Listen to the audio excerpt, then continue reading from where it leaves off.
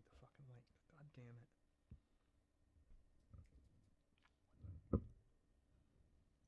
The following podcast contains naughty language and ridiculous situations.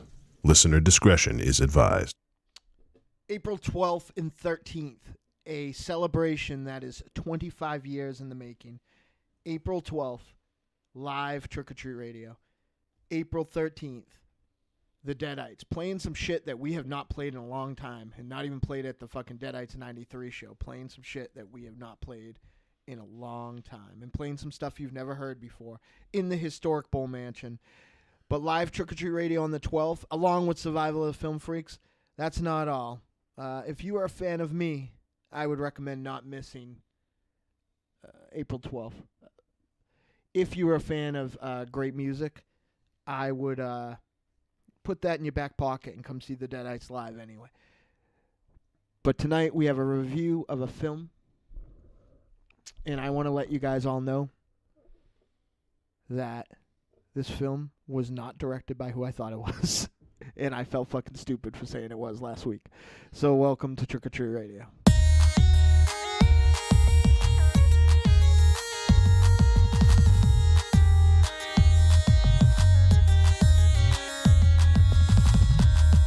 Welcome all you little zombies. You are listening to Trick or Treat Radio, starring the Deadites.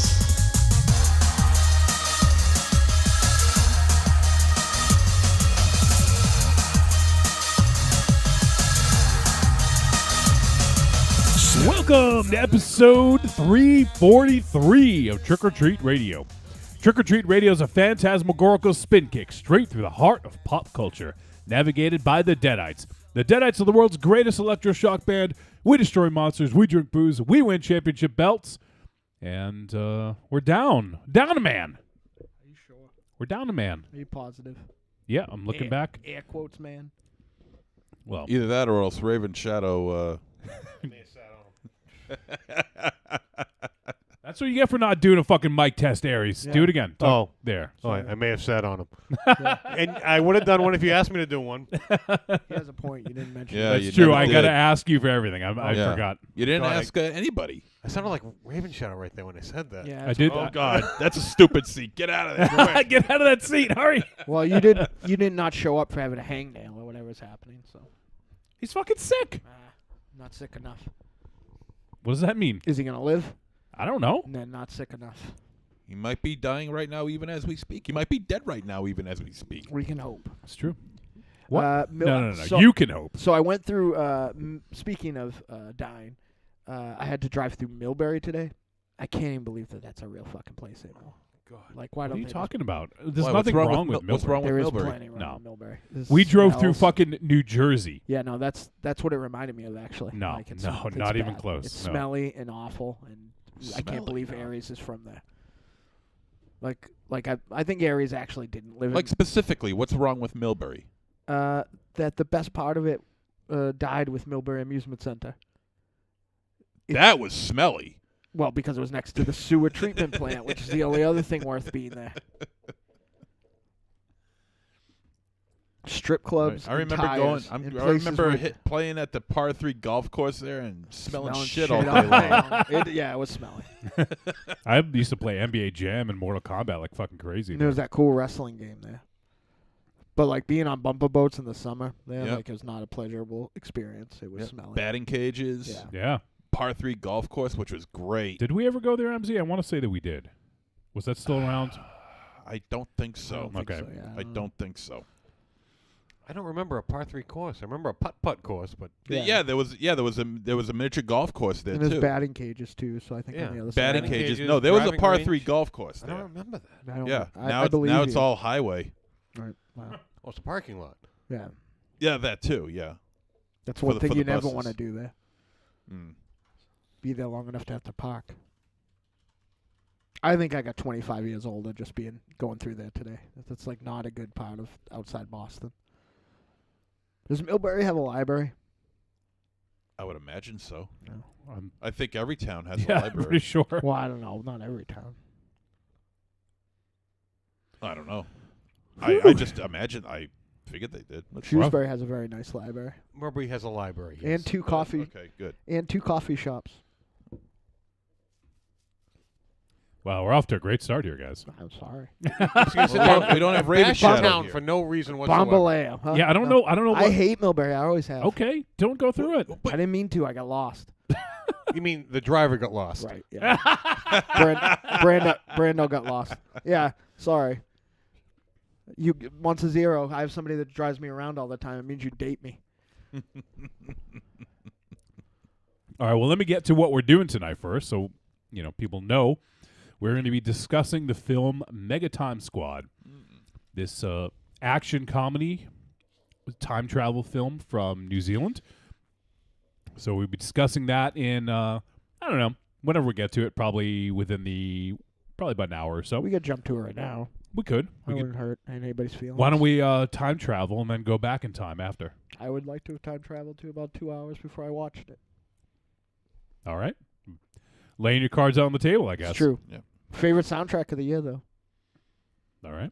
There you go. I guess there's something redeeming it for you. Mm.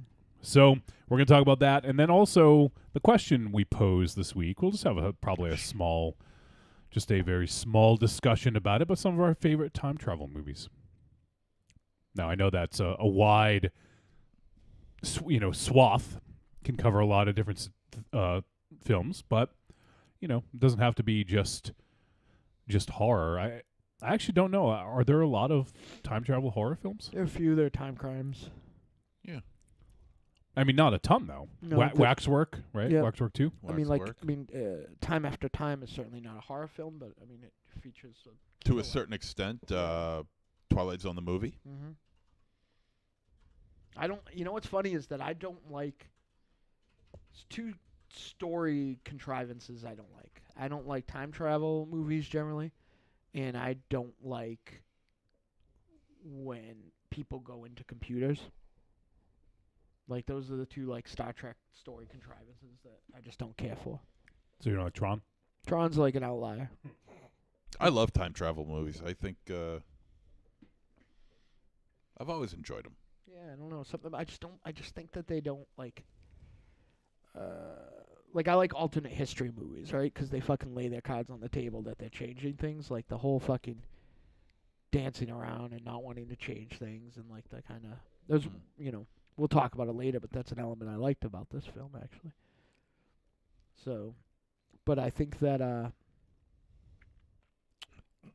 just don't generally like. There is a series of time travel films that are amongst favorite movies of mine, but there's one that I don't know if it counts. It might be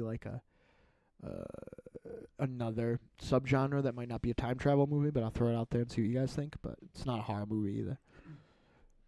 Wasn't Oh, that is Time Crimes. I was going to say, didn't one of those guys that made VHS Viral have a time travel movie, but that is Time Crimes, I think. Yeah. Wasn't that Nacho Vigalondo? Maybe.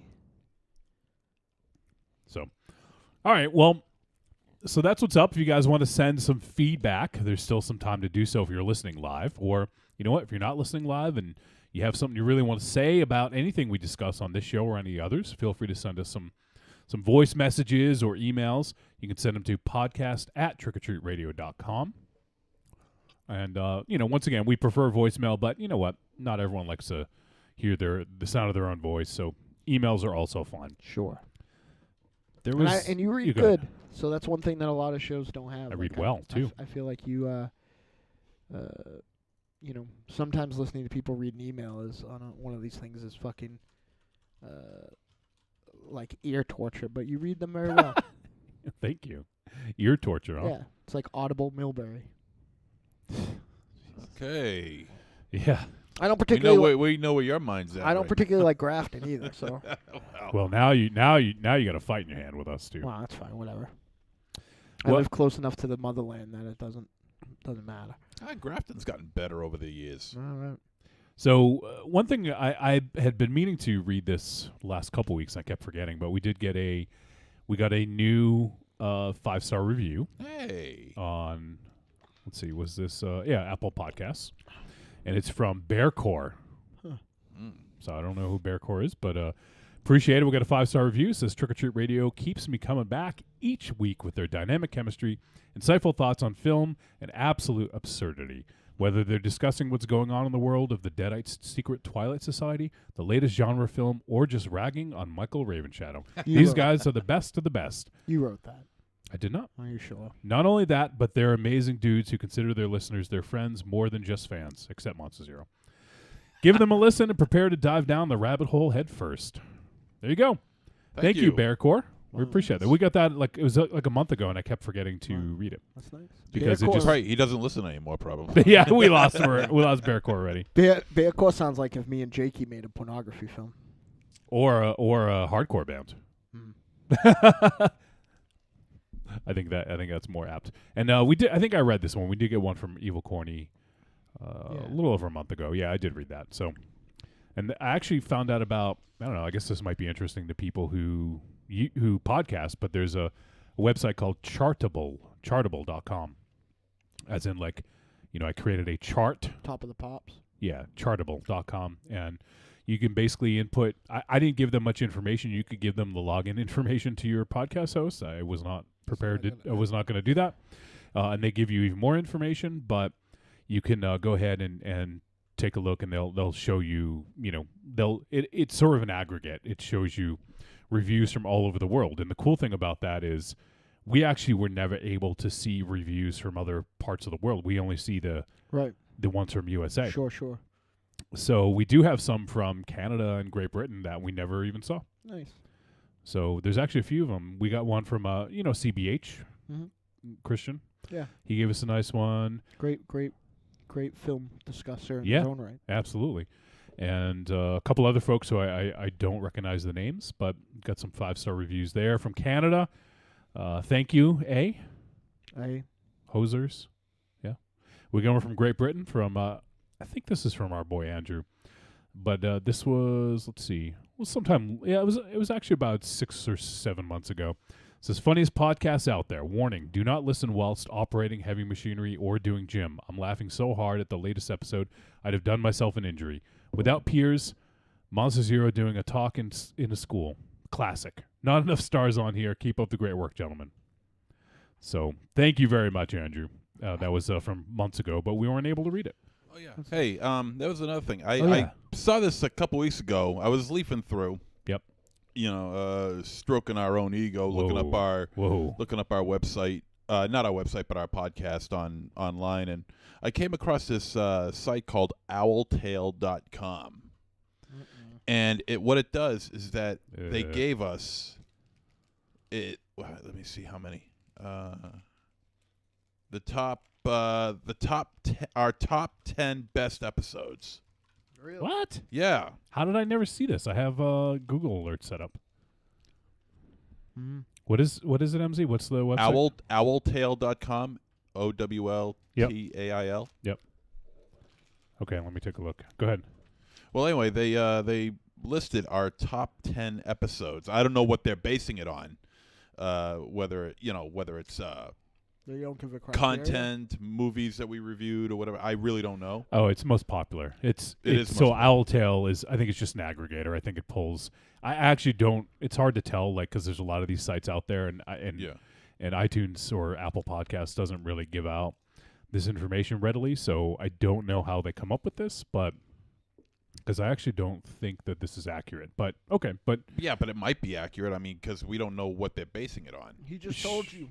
No, Owltail, from what I understand, is it's just sort of an aggregator. So I think they have some algorithm that finds out. I don't think somebody curates it, Okay, all right. But it still is interesting. Do you want to go ahead and read them since you had it up? Sure. Well, at number 10, they rated episode number 283, Zima and Emphysema. It's probably one of my favorite titles. Number 9. Oh, yeah, we did Beyond Skyline and Good Time. It was a hit and a miss from Mars. Number 9 is episode 290, Pinhead's Farm Remembers. Yes. Pinhead's Farm Remembers. You have to do it like that. Number 8 is episode number 65, Escape from Rock and Shock. Number. What are we doing? Oh, it doesn't even say what we did on that one. So interesting. Okay. Number 7. It gives the air date and the length of the episode as well. Number 7, episode number 284, The League of Extraordinary Gentlemen. We talked about Bushwick. Yeah. Number 6 is episode number 273, So Low, A Rock and Shock Story. All right, so far the Rock and Shock episodes seem to be getting some big play. Number 5, episode number 64, The Exploitation Collection. Okay. Number 4, number 270, Bungling Around with the Belt. Number 3, episode 300, Business in the Front, Fulci in the Back, a tribute to Fangoria. Oh, yeah. That one, I knew that one definitely had a lot, so that one probably belongs on there, yep. Number 2, episode 132, Snowboard Kingdom 9. That's when you told everyone that... the Chinese created snowboarding. Yes. Yes. Or the Chinese warriors from 13th century created it. Yeah. And number 1 is episode number 60, The Great Saska Sisters. And I'm pretty sure, did we do American Mary on that one maybe? That must be it. Yeah. There you go. That's Owl Tale, a probably bot put those together, but hey, that's cool. Yeah. It saves us from doing it. yeah, exactly. So, all right, well there you go. If anyone out there wants to rank their top 10, I don't know how the fuck you'd remember, but if you want to rank your top 10, please feel free. Shoot us a message. Let us know some of yours. And we got some good feedback on last week having Jess on the show talking about head cheese. Yeah. We had a few people send us photos that they had purchased the book and I saw that. They really enjoyed the interview. So we appreciate that. And Jess Hageman was a great guest, and it was a lot of fun having her on. Yeah, so. I read some more of her novel. Oh, cool. It's getting pretty interesting. Yeah, it's getting pretty interesting. I'm not going to say what's going on, but you just have to find out for yourself. About how much further did you read? You're about 30 pages in. I doubled it. I'm around page 60 All right, right nice.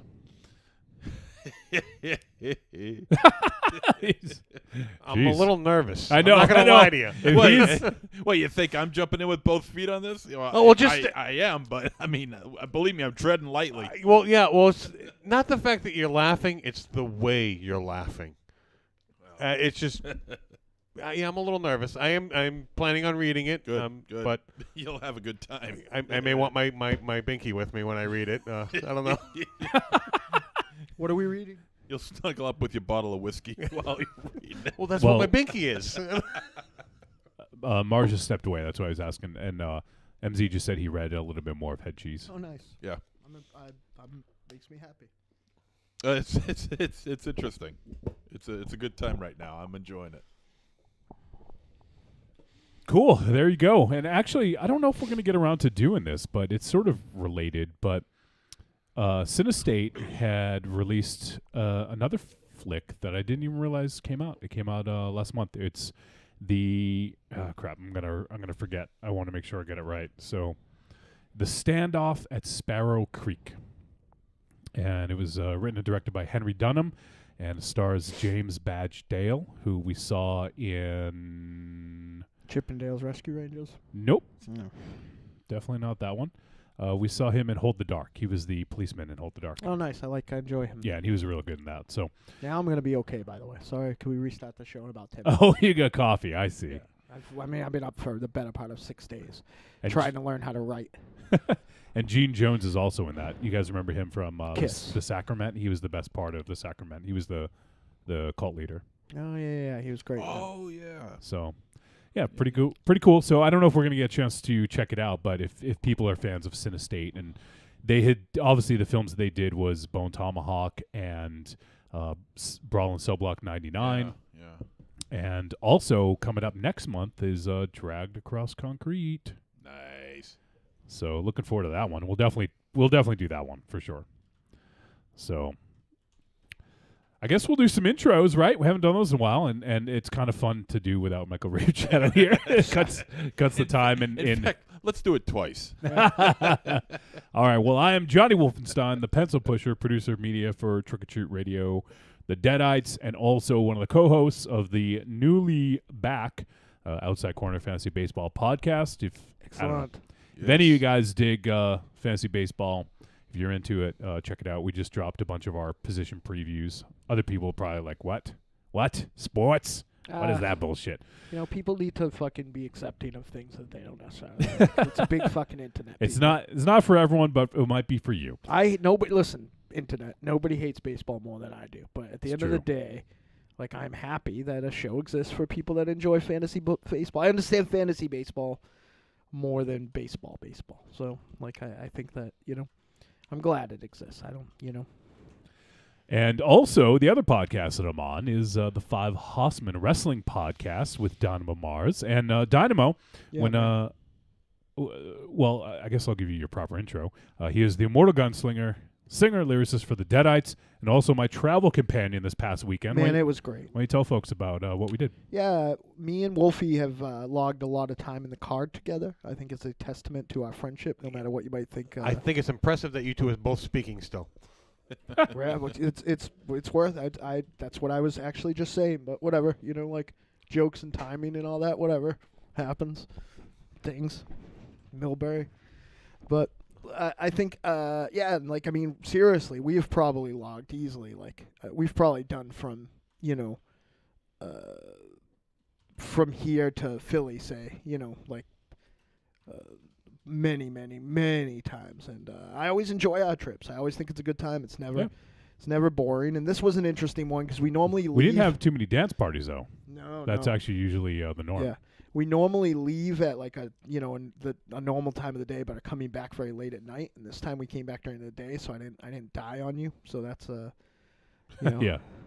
that's good. But I did stop and get Krispy Kremes and destroy Johnny's car. There's a picture to prove. I'm still. Jesus. Well, here's the thing. There was like blue frosting yeah, streaks. I only had. It was. What am I supposed to say? It was sprinkles. Like I got one donut that had sprinkles on it, and you would have thought I ate like 42 of these chocolate-covered sprinkled donuts, but really just one. Well, I've watched you eat. Not surprising. No argument. Like, But like, yeah, it was a great trip, and we met my dear loves of my life, Koopy and Jake from the Cult of Muscle podcast. It was a real good time. Jake gave me some memories that'll last forever of as far as really, really funny things. So the trip was good. We went and saw a professional wrestling show that I was so excited to see these guys. I don't think I knew a single thing other than a famous Japanese deathmatch wrestler coming to America. I didn't know a single thing about the show. I wasn't positive what fed it was. I didn't care. I was just going to see my boys, and it was a good time. And we had a really nice hotel room. We were kind of late. We went and watched the show, and then literally went home and went to sleep. So, we weren't very exciting group this time. But, I think you fell asleep early. Like we just kind of stayed up for a little bit. Well, what's funny is that you not much. Like I woke up as you guys were all going to sleep, and it wasn't that late. Yeah, no, I was. I mean, I think that those guys are a real calming effect on me. So I think that I think I felt comfortable sleeping. Which is something that I normally feel like someone's going to come and stab me when I'm sleeping. So it was real. It was a good time. I enjoyed it. Atlantic City is still a fucking festering piece of garbage barge trash, but that hotel was nice. That's the nicest hotel that I've ever been in Atlantic City. How was Trump Plaza? I didn't go. I don't think we went near it. I will say to that part of the world's credit, I've been there. This will be my third time, and I went there once with. Well, this is a strange logistic. I went there once with two female friends of mine, and then I went another time with those same two female friends, but it was after they had the hurricanes and stuff like that, and it looked like a zombie apocalypse. It looked like the beginning of Day of the Dead down there. It literally looked like a zombie apocalypse was going to break out. So they really cleaned up the joint. Like I thought Atlantic City looked very nice, and we didn't really see a lot of it though. To be fair. Well, everything took place in the hotel. Yeah, well, that's true too. That like literally, you could draw an L from our room. Our room in the like the bend in the L was where the burger joint was, and then there was where the venue was. So, but you know, what I did see looked much better because I hadn't stayed there, but we went down that way because that's where the rock concert that those guys were going to was, and like it was just fucking all those row houses were fucked up, and it was just real bad in Atlantic City. I felt bad for it. Except for the dumb old lady that came up and asked me, "Why does your shirt say cattle mutilation?" So yeah. What about the show? So the show was awesome. I don't think that I had seen some ink that said it was the best indie show ever, and I'm not sure.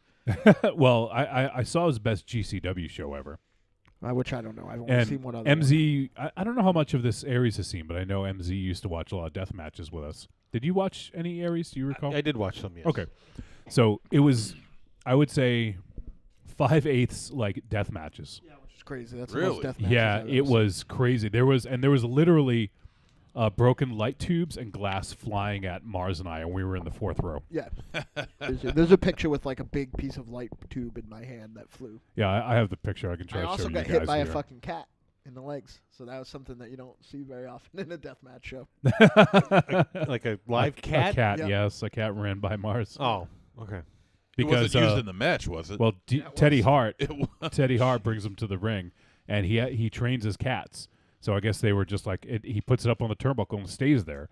But then he also put it on one of the wrestlers' backs, and the cat didn't like that. And then it just it jumped out of the ring and ran through the crowd.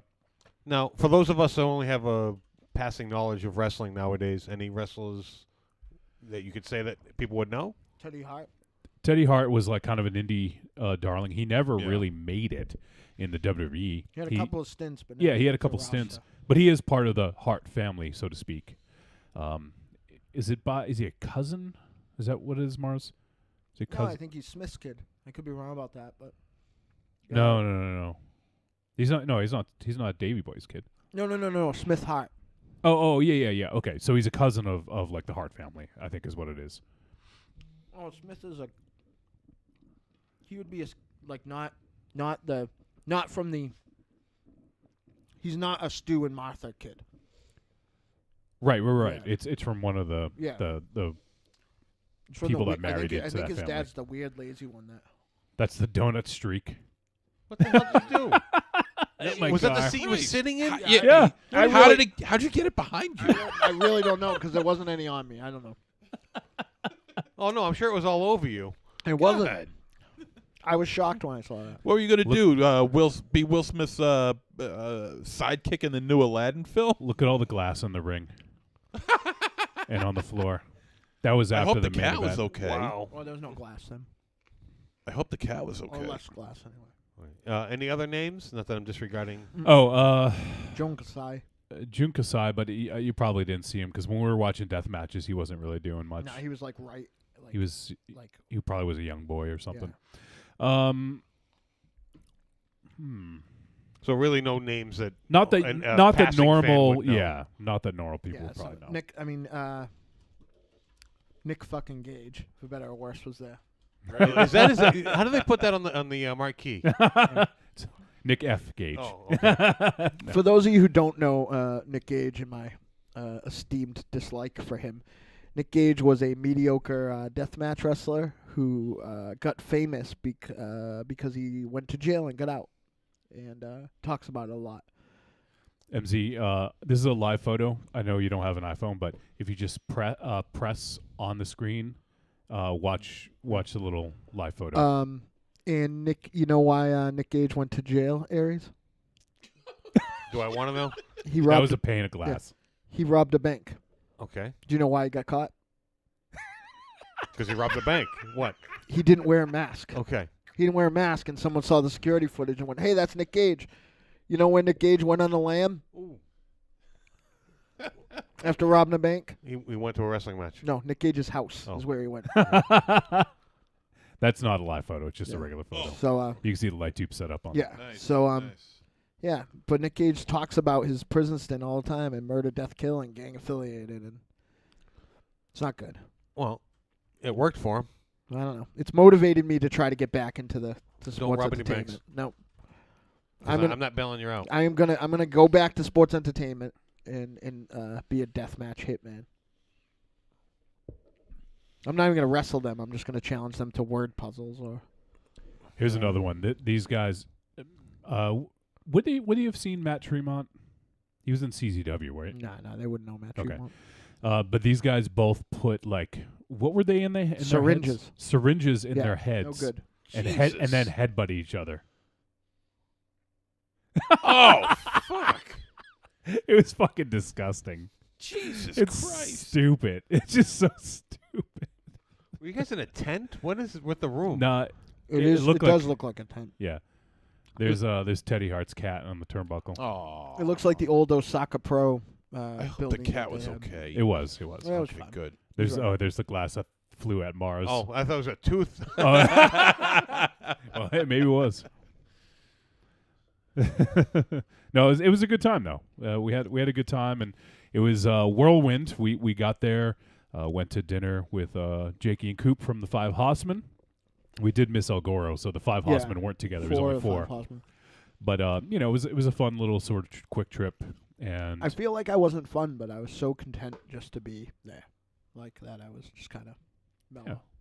for a How long change. were you guys down there? Just a night? yeah, just one night. We got there. I think me and Mars and I got there like 4:30 p.m. We left at like 10:30. Got there at like 4:30 p.m. Had dinner, went to the show, went back to the room, went to sleep, and then woke up and left. Pretty much. So. I didn't watch the Billy Ocean video. I didn't drink. That's Jun Kasai. I don't know if he looks familiar to you. He used to have Okay. the He monkey- doesn't look familiar, but I've heard the he'd- name. He'd wear He looks like Jason goggles. Mewes. No, that's Coop. Oh. That's not good to say about my heterosexual life, mate. Now, why would you bring up Billy Ocean? Because We watched a Billy Ocean video. You watched a Billy Ocean video. Yep. Okay. I didn't Okay. drink. I And didn't the- drink anything that's worth mentioning. Wait, what was? Do you know what song that was, Mars? Because that video is fucked up. Yeah, it's weird. It was like a fucking Mos Eisley joint. Just put Billy Ocean fucked up video. I did Star Wars videos. Loverboy. No, his others. Let's get Tron's brother on the phone. Yeah, he He wouldn't would know. He would Yeah. know. So they show Billy Ocean right at the very beginning, and then it goes to like this Mos Eisley like the scene. The biggest Billy Ocean fan It is I true. think any of us will ever know. Well, I don't have audio on Oh. areas. Yeah. Explains why none of the headphones are working. This is it. What's it? Loverboy? Yeah. I'll play a few seconds just so you know the song.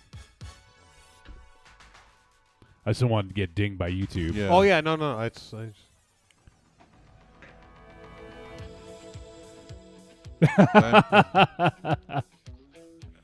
Well, I'll wait I till it don't know, kicks in. not- I'll wait till it kicks in. Yeah. So we watched. Look at him right into the fucking tempo. Oh, that's funny. It's gotta get fucking there somewhere. Plus.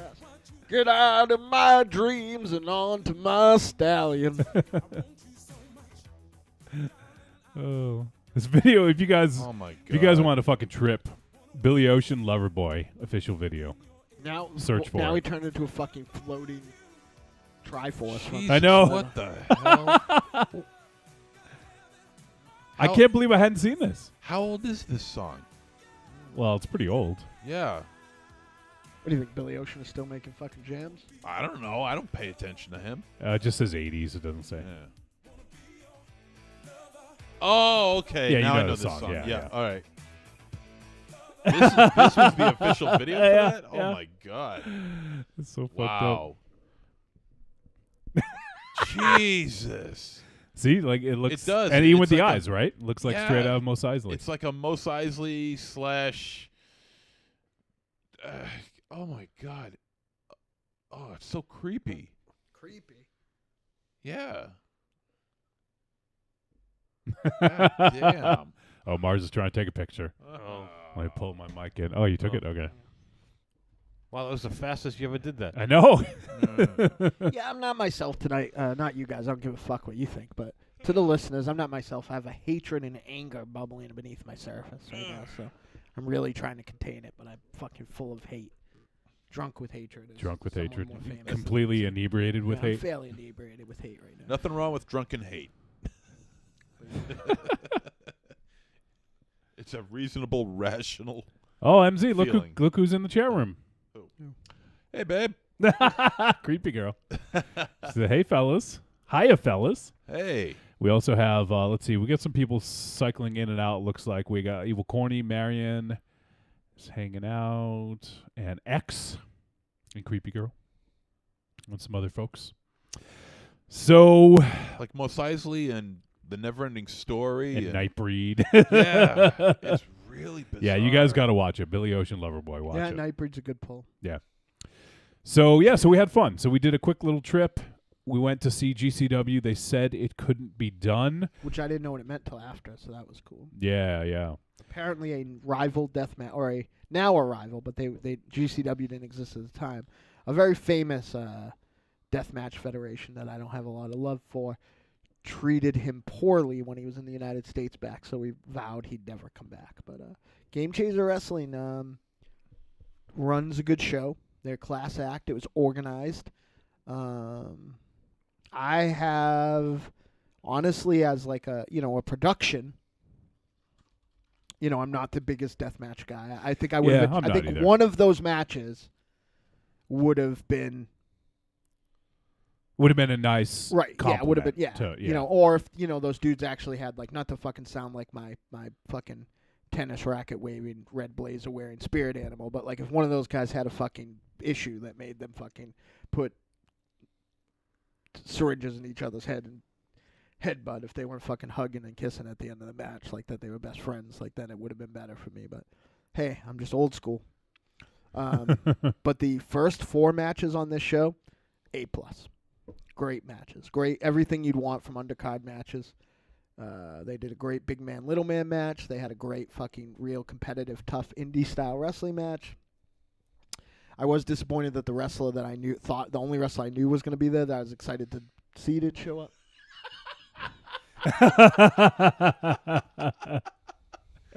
Oh, shit. But yeah, it was a good time. I have nothing but good things to say about GameChanger Wrestling, and they're promoting their stuff. If they come to this area, or your area, or they just announced they're coming to Japan, I highly recommend taking in one of their shows because, not for nothing, there's no one who is a bigger early 2000s Ring of Honor mark for me, but those things were run like a fucking barrel fire rolling down the hill out of control most of the time. Like, this was organized, the seating was like the meet and greet and the signing, everything was run A+. Like I thought it was great. I really am impressed. Yeah. Why are you looking at me like that? I just think it's funny that the death match is well organized. Yeah, no, It's just those two things just don't seem They to go were together. like they literally had like 8 to 10 people between, like, before every death match would come out with all the like implements of destruction. They would bring like tape together light tubes into like bundles, or like crosses, or planes of glass, or like not 2x4s, like long sheets of plywood with saws like on them. that was fucking dumb. Yeah, there was a lot of dumb shit.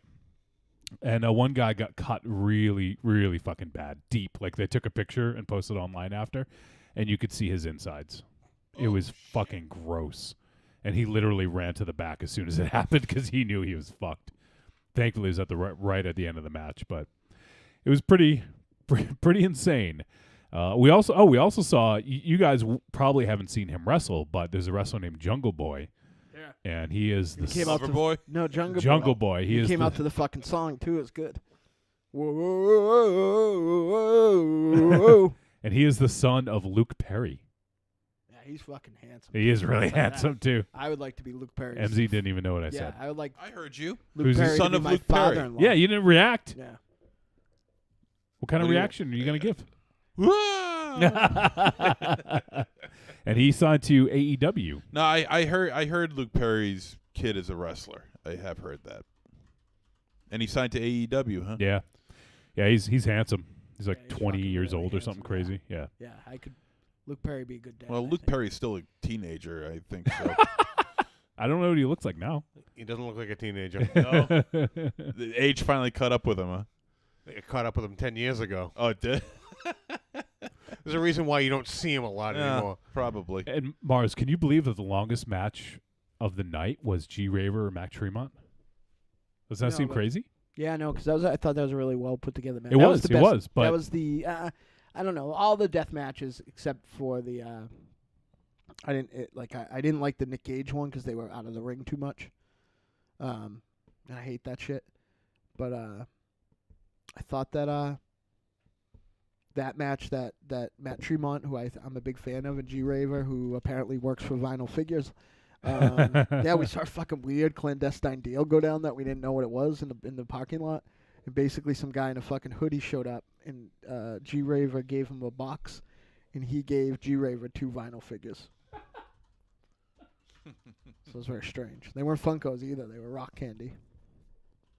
So, but Speaking of Funkos, I watched that documentary on the Funko Pops on Netflix a couple days ago. It's called Making Fun. And how is it? It's really good, actually. They cover a lot of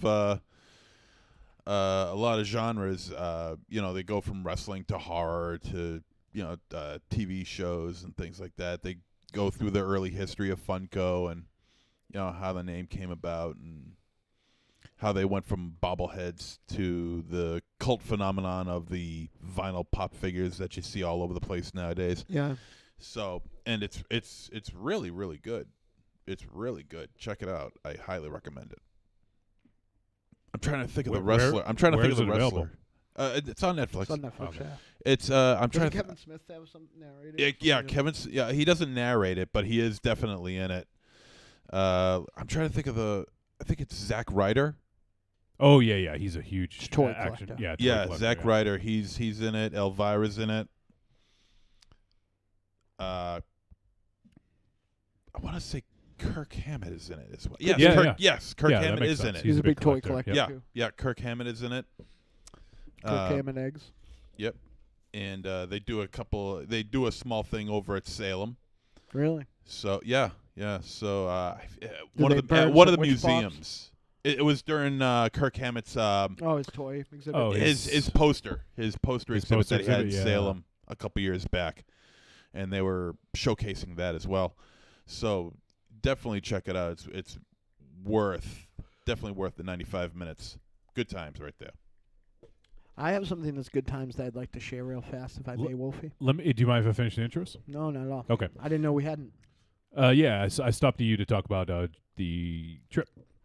We also have the vulgar guru of horror, star Bloodpig's Fetus in the upcoming Morbid Tales, and Septic, one-time contributor for Horror Hound magazine, Monster Zero. Yeah, that's me.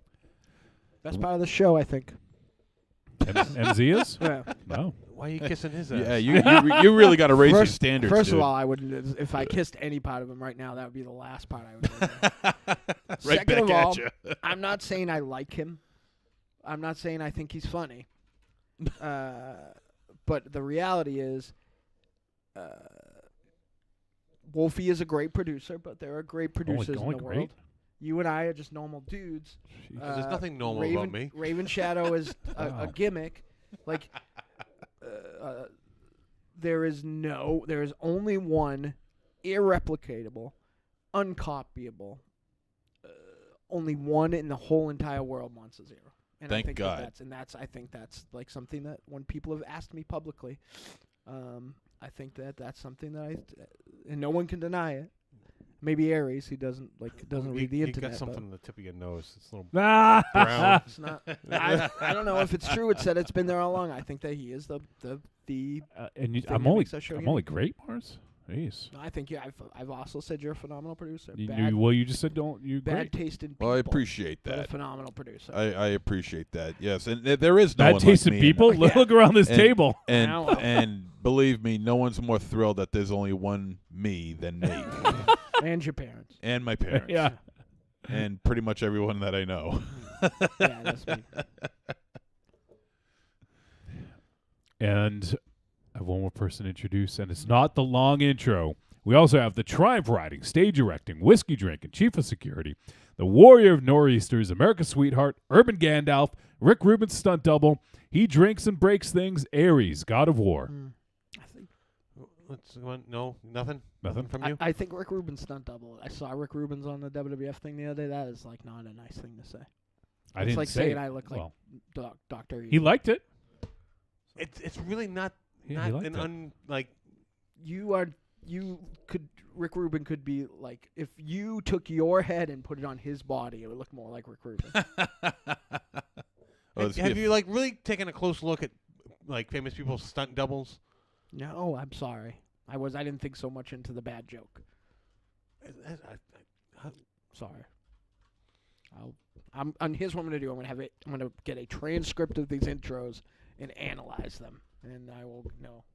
I'll get it. You get what? Just I don't know. I was busy doing things, learning and reading books and stuff. Sorry. And hating on shit you shouldn't be hating on. What I don't know. You're hating on everything tonight. That's not true. Almost. have- You almost haven't everything. like beyond 1 to 0. What about you've shit GameChanger on Wrestling? everything that's been brought up. GameChanger Wrestling.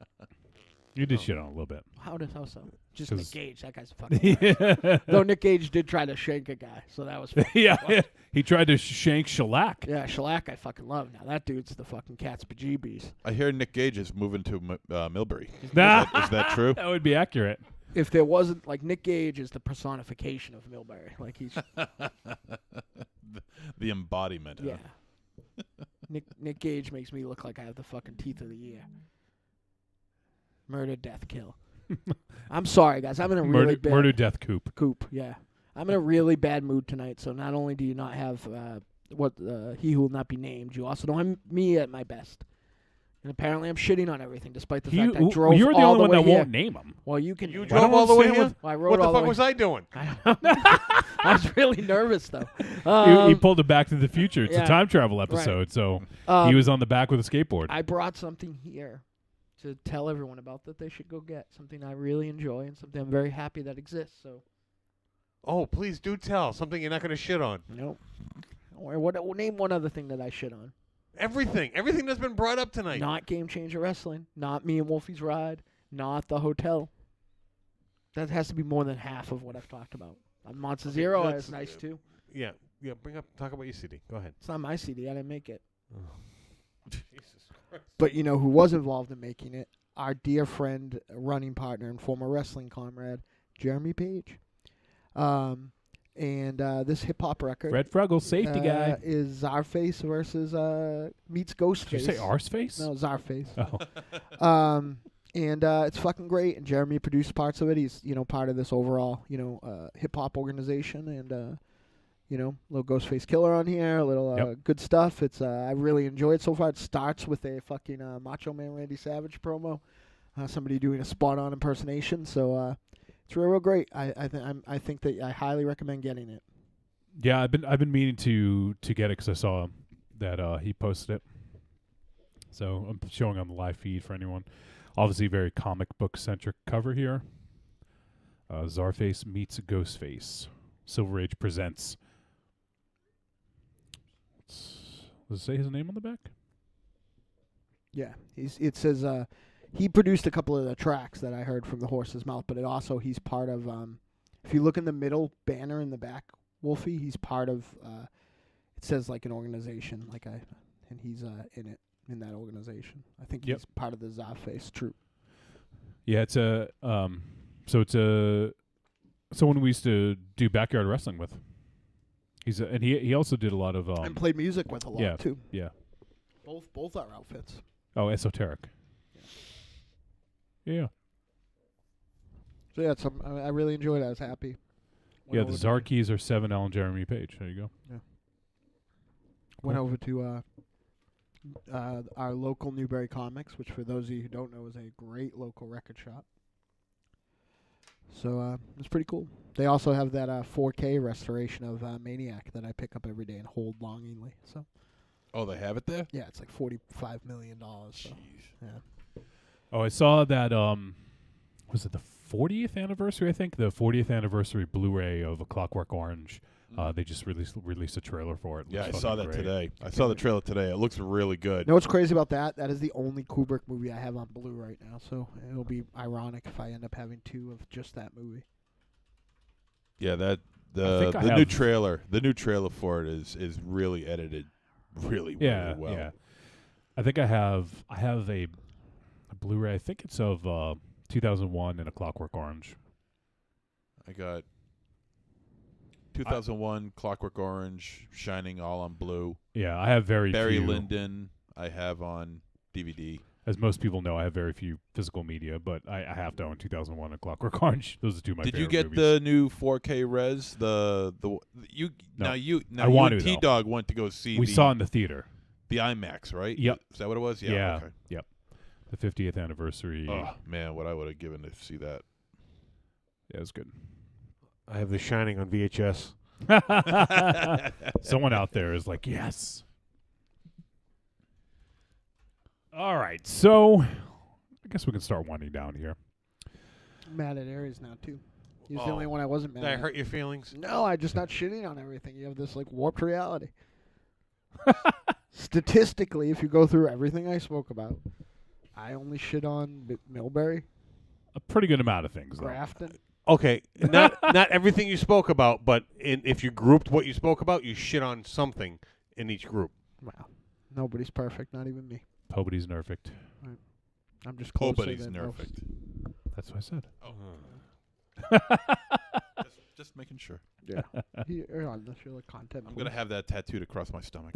Like Murderface. Yep. That'd be awesome. My bad plant piss. I love Planet Piss. Nobody's nerfed. All right, so if you guys want to help support the show, there's a few ways you can do so. Head on over to trickortreatradio.com, and there you are going to find some links on the right-hand side. Scroll down, you'll see a Amazon logo. Click on it. Brings you right to Amazon with our affiliate link. Everything you purchase in that session gets attributed to us. It doesn't cost you any extra, but... He's not here, so no one's going to say it. It helps keeps the light on. Why you say, ugh? That's my line that I gave to him. I know you. What is it? You like it's like all Raven Shadow hate. Well, wait. Is this shocking? Yeah. Wow. Yeah. Well, on the show, maybe. Yeah. Well, he's not here to defend himself. Well, which is why it's even worse. He's barely I'm just But at the opposed same to time, it's even catchphrases. funnier. Yeah, I am. I just hate the catchphrases. I do too. Well, I mean, I don't know. Like, I had a catchphrase. Now everybody's got a catchphrase. Yeah. What's my catchphrase? You don't got have it, one. dude. Everyone in wrestling since 92 but I'm has a talking about catchphrase. Yeah, Yes, and right. it drives me fucking nuts. What you talk about, Willis? Yeah, and There's gonna Well, be that's trouble. that's when catchphrases were good. Yeah. Where you didn't have to hear them every episode. where's the True. beef? True. Yeah. True. Yeah, no, it became. I mean, that's like in the shitty dark ages of wrestling. Like catchphrases became like more important than actually being able to know how to run the ropes. So I'm with Aries on this one. That's why I don't have it. That's why I'm not doing my catchphrase anymore. All right. Well, how about that? That's a catchphrase too. But like, yeah, I don't know. Aries is mad at me. That's fine. He's in for a tough. He's in for. What? He's in for a tough 9 weeks. Then that's all I'm saying. 9 weeks. 9 I'm weeks. gonna come up. I'm gonna come flying out of this thing like a fucking cheeseburger flew out of my stomach. Why am I in for a tough 9 weeks? No, you're just gonna give me a hard time. I'll give you a hard time back. So sexy. Worst. You okay? Liam? I'm good, man. Nothing All right. worse than somebody with nothing to lose, Aries.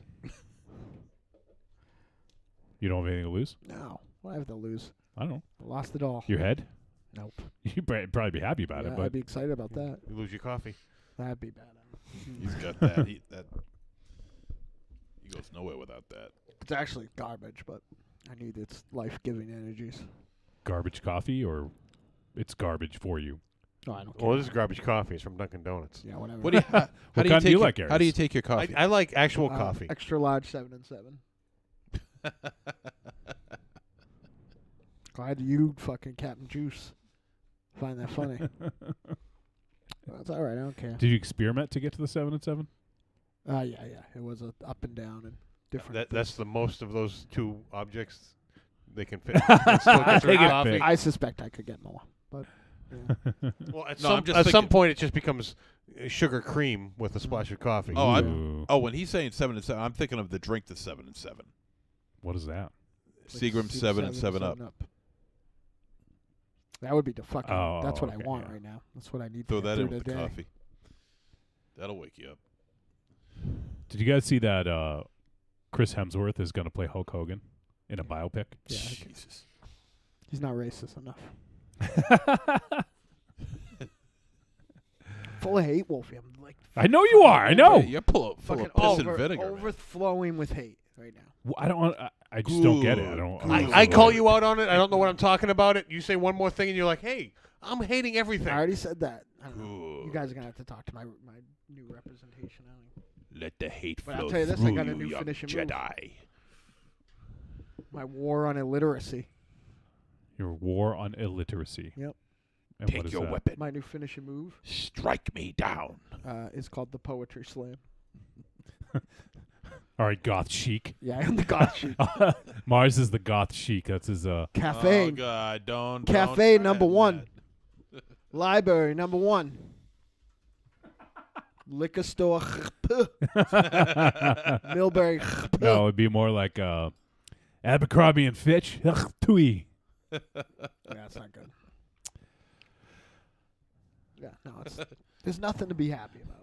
Pack, son. Ha. Puh. I heard today that fucking our pretzel American face Outfitters. Ha.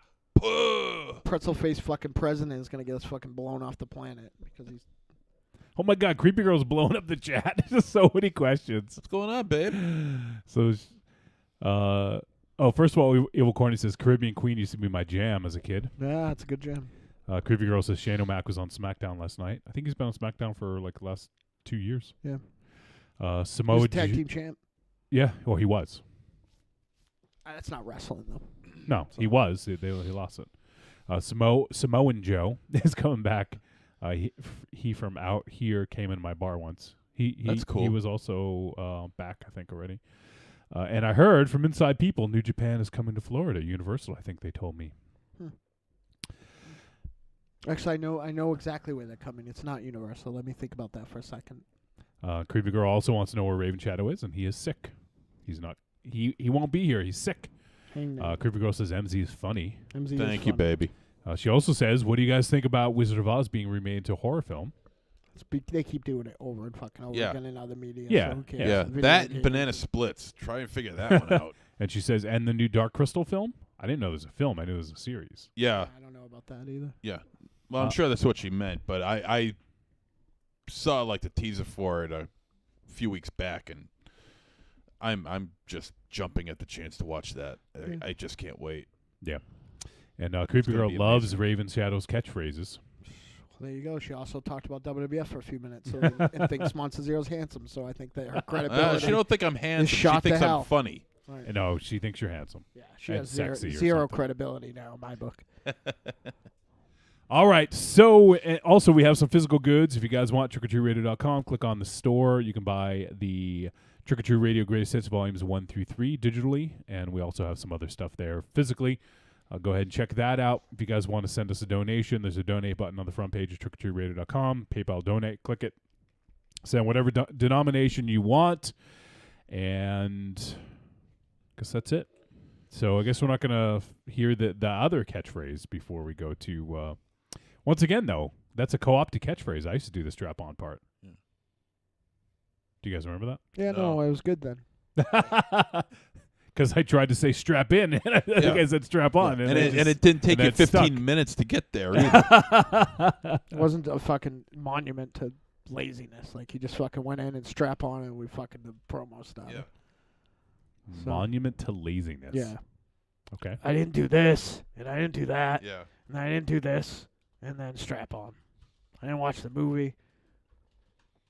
Yeah. Yeah. Those are all catchphrases. I didn't watch the movie. Yeah. that's his catchphrase. We should start a tag team. Oh, Creepy Yeah. Girl says, oh, it's going to be a series? I thought a movie. Hmm. And she says, yes, he is very handsome. He is very handsome. And a Thanks, weird sweetheart. fucking All right, mutated well, way. maybe Creepy Girl should strap on. Do you love a scary story? Do you love to dance? The Big Scary Monster Haunts at Midnight is a collection of dark songs about sex, love, death, revenge, and the end of the world. Brought to you by the world's greatest monster hunting electro genre band, the Deadites.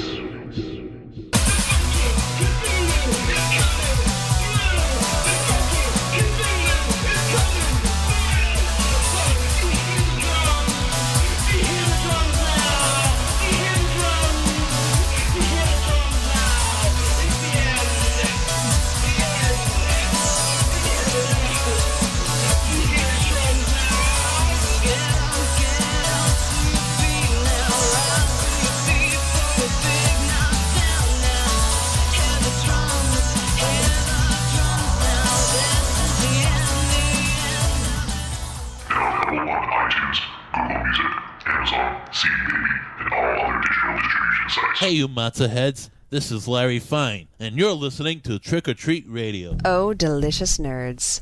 Ms. M knows you like to chat it up with other sexy shut-ins about comics, movies, video games, and your favorite TV shows. If that sounds like you, cuddle up to the Trick or Treat Radio Facebook group, or the FIB. That stands for Fan Interaction Board. Just go to Facebook and search for Trick or Treat Radio and have more fun than a Jedi at a lightsaber sale. Not enough? Watch us on YouTube, the Deadites TV, all one word. Last but not least, check out the world's most dangerous talk radio show, Trick or Treat Radio, at trickortreatradio.com. I mean, yeah, the sexy dicks were cute for a minute.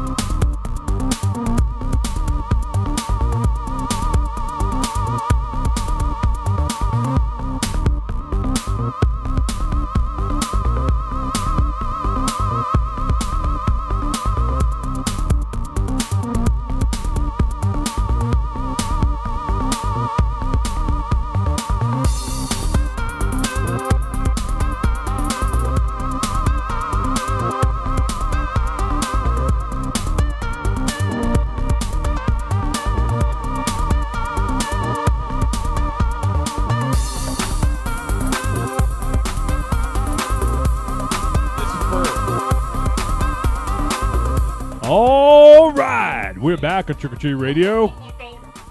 You're gonna get punched, MZ. You're gonna get Aries punched. is getting on my ass because I'm wearing slippers into the office, into the studio today. Meanwhile, last week I wore shoes. You wore slippers last week. I wore shoes last week. The difference between shoes now the shoes I wore were slip-on, sure, but those don't have fur in them. These have fur in them, Slippers which make don't them necessarily slippers. have fur. Huh? Slippers don't necessarily have fur. Every pair of slippers I've ever owned have had fur in them. Except for the ones you wore last week. Because they weren't slippers, you asshole. Slip them on, they're slippers. Oh, the guy who loves animals so much loves his furry slippers. Do you honestly think they're using real animals No. to line cheap-ass slippers? No, I Are don't. they made with real Girl Scouts?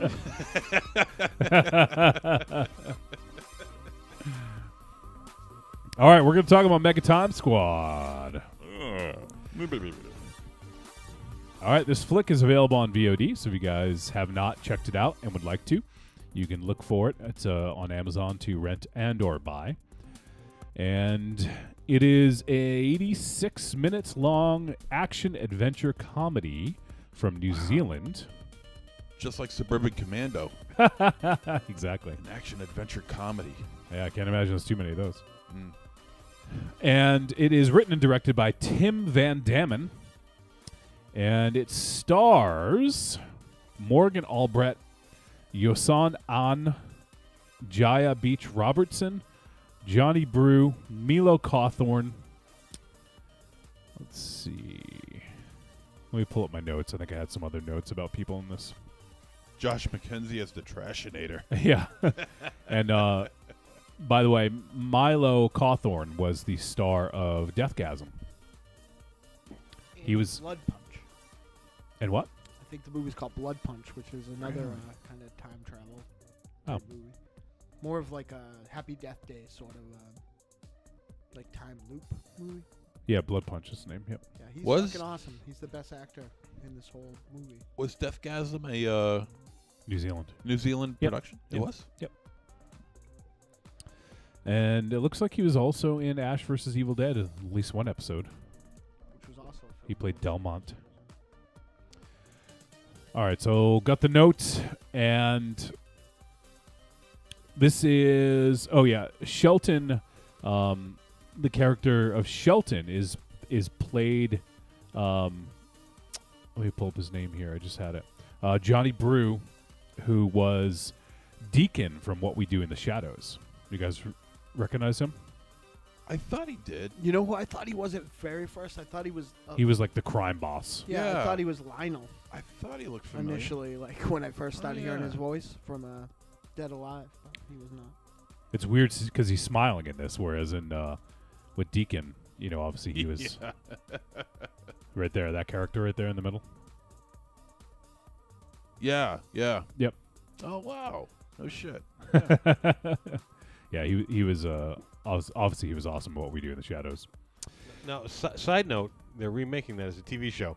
Well, it's not remaking it. It's Yeah. a TV show based on it. Oh, Yeah. I kind of assumed they would just kind of like disregarding the movie and Well, new story. They could use some of the gags, I guess. Yeah. I think probably. I mean, it was a fairly popular film, so I think they're just doing sort of an extension of it, and It's been a while since I've seen that. I gotta watch that. yeah, it's great. You know, So it's good. weird you come across these. Not to prolong this, but I mean, it's weird you come across a bunch of movies that you haven't seen in a while, and you kind of forget how good they really are.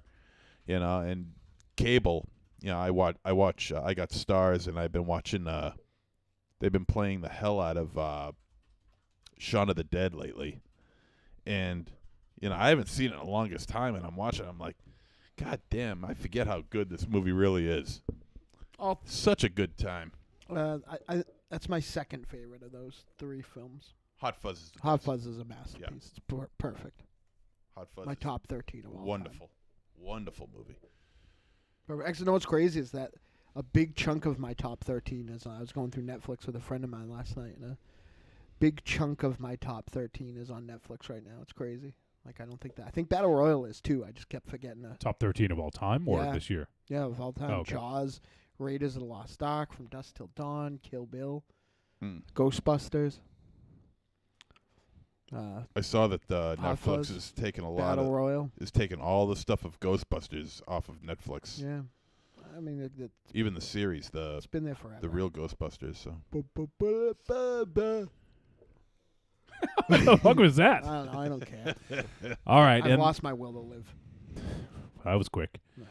And the synopsis for Megaton Squad: a small town crim, as we found out last week, is basically a criminal. It's a colloquialism, I believe. Finds an ancient Chinese time travel device that can help him pull off a heist and start a new life. But he may not survive the consequences of tampering with time. The Castle meets Looper. Megatime Squad is a study in high meets low, combining elements of the sci-fi, the crime thriller, and the comedy to make a comedy heist film with a time-traveling twist. All right. So, let's jump on into this flick. Now, I didn't watch a trailer for this. Did anyone know anything about this heading in? Nope. And all we have is the poster, which is an awesome poster by the Dude Designs. And, you know, obviously seeing, you know, these days seeing a non-Photoshop poster is kind of eye-catching. So, you know, when you see something like this that's actually like painted and done well, it's, you know, it's really nice to see a good poster. So I think that certainly served it well and set a good sort of precedent, you know. I'm also noticing now, looking at it, Johnny Brew's character has his surprise motherfucker vest on in the poster, which is good. So, and this is also the second film from New Zealand director Tim Van Damme, and his previous film. You didn't say it right. How do I say it? You tell me. Tim Van Damme. Well, you got to tell the people in the podcast. the real effing director. I don't have to tell him anything. So he also directed Romeo and Juliet, a love song They don't have from my back. I don't have their back. 2013. So this is his first film since Romeo and Juliet, a love song, which was, it says, Shakespeare's timeless tale of star-crossed lovers retold in this contemporary trailer park rock opera. That sounds fucking awesome, actually. Yeah. So, and he also, I think he worked on Deathgasm as, like, he played one of the characters in Deathgasm, the street demon or something, I think it Yeah. said. So yeah, the watching this film, I didn't really have any expectations. You know, obviously I did read the synopsis, so I knew sort of going in roughly what it was about, and I knew that it was an action adventure comedy, and that's pretty much it. But I think that this is sort of what it says in the synopsis. I think that this is sort of high versus high meets low.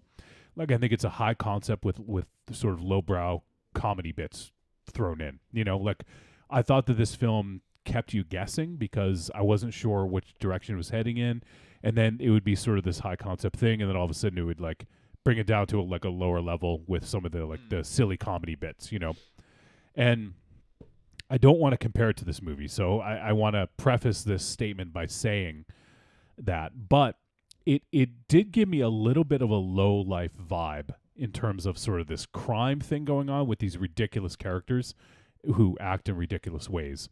Now, it wasn't as good as Low Life. Let me get that out of the way. So, but I think that it sort of exists in, if someone was like, "Oh man, I really love Low Life. I'd love to find something kind of like that." Like this is maybe the closest thing I've seen to it, but it's going to be really difficult to even come close to that. Yeah, the gap is pretty wide between Low Life and this film. Yeah, definitely, because Low Life was more, but it's in the same vein. Yeah, same vein. Yeah, with ridiculous characters and and it is sort of, while it's a linear storytelling, it is sort of told in a fragmented way because of the time travel. I don't want to get too much into that, but I thought it was kind of a cool little gimmick, and it was almost like a Russian nesting doll where you kept going deeper and deeper and deeper and deeper into this sort of like web that this film was weaving, and I thought that was pretty funny, and there were some good gags that came out of that. So but there was, I liked the characters. I thought the characters were pretty fun. The lead, who let's see, they're not the cast isn't in order here. I'm trying to remember his name. Looks like alphabetical order. Shit, what was the lead's name? Shelton. Was it Shelton? No. Shelton was the crime boss. Oh, that's right. Wow, we look like idiots. Jesus. Anyways, I'll find it in a sec. But John. Was it John? Anton. No. Was it? I don't think that was him. We just watched the movie, for I know. Christ's sake. I know. So we'll find out. We'll find out. But what? IMDb is dropping the ball on this really badly. Oh yeah, blame IMDb. Yeah, like the first person listed in the cast is definitely not the star. No, but he was awesome. Morgan is a woman. That's right. Never mind. Well, she was awesome too. If you're using IMDb, find him in the photos, and they'll tag his name in the photos. Well, yeah, that's what. Oh, I see what you're saying. I was looking through the cast for the photos. So there he is right there. That's Anton Tenet. Okay, so it was. He played John. Okay, there you go. Wow, he looks totally different in that picture there. Okay. So, John, yes, we're talking about John, Anton Tenet. And obviously we see a lot of him in this movie because we see several versions of him, I guess you could say. And, I thought that he was a fairly likable character. He was a kind of a fuck up, obviously, but, and he's trying to break out on his own and he's working for this dude, Shelton, and Shelton's sister actually tells him to grow a set of balls, basically. And go and do stuff on his own, and he kind of gets that in his head and decides that, hey, maybe I should do that. And he's going to try to double-cross Shelton, and it doesn't really go over so well. But I thought a lot of that was really kind of funny stuff because when he was trying to first of all, we had that montage scene where he's talking in the mirror doing his sort of like taxi driver monologue, which wasn't too well veiled because there was a taxi driver poster behind him. So it was definitely an ode too. And then he was like, the other thing I thought was really funny was he's heating up a sausage with a lighter to eat it. And then he goes to sort of pull off this heist, and he goes to purchase a ski mask, but it was like what, $69 or something like that. It was like really expensive. And then he ended up buying like these really cheap like animal masks. Yeah. Which I thought was funny because I always wonder why people pick the masks that they pick when they do a heist, So I thought that was funny. Cost They showed As that. efficiency. opposed to Nick Cage that uses no mask. Right, and does time. Yeah, fucking it goes to his house. It goes back to his house. Yeah, Man, exactly. Like, Cost efficiency. Fucking That's Nick what it's all Cage. about. Yeah, I guess he could have stolen them if why he are was you going to looking at me heist. like that for now? Okay, sit back until you can shit on something else now. Well, whatever, Gramdy. Gramdy? Who's Gramdy? I'll make sure Grandpa and Grammy. All right. So So it was I will him say and he and Damage, I think it was. no. Damage was one of the Oh, Shelton's. Jesus, man, I'm sidekicks. just falling apart on this movie. I watched it. I know I did. I think it was Sammy was the character. I think, but I'm not positive. So, anyways, his sidekick they try to kind of strike out on their own and go into business for themselves and pull off this heist and take the money and start their own sort of little crime syndicate type thing. And this is like real low level crime, It's not like this major heist, but everything kind of goes sideways, and he ends up taking this. He ends up getting some money. It's like Chinese money from from a Chinese gang. And the character was Gaz. He was with Gaz. Gaz, okay, That's there who you it go. was.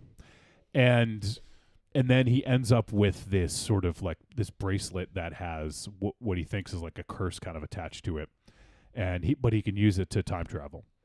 So he hits it and he basically goes back like 2 minutes in time or something like that. He goes back to the. At first, I thought it was the point where he put it on, but that seemed to change. Yeah. There wasn't really any kind of steady. It was very inconsistent. Yeah, there was no real steady time as to when you were sent back. That jumped around quite a bit. It seemed like, I don't know, to me it seemed like it was about the same. It seemed like it was like 2 minutes prior. And it like sends you back in time to the place where you click it. So if you were standing, if I was doing it from here in the chair that I'm sitting in, and I hit the button on the wrist bracelet thing, then I would end up to maybe 2 minutes or however long it was back in the same place that I'm at, not where I was 2 minutes ago, but in the same place I'm at. So that that obviously had some hijinks associated with it, especially when he was in the bathroom. I thought that was pretty funny. Yeah, the bathroom scene. Yeah. So so they try to pull off this heist. It kind of goes belly up a little bit. They do get the money, and then after that, he goes through this series of kind of ridiculous things that happen where he uses the time travel and then he sees himself. He actually helps himself. He meets himself and helps himself. And then he keeps kind of doing this, and there's very many versions of himself running around.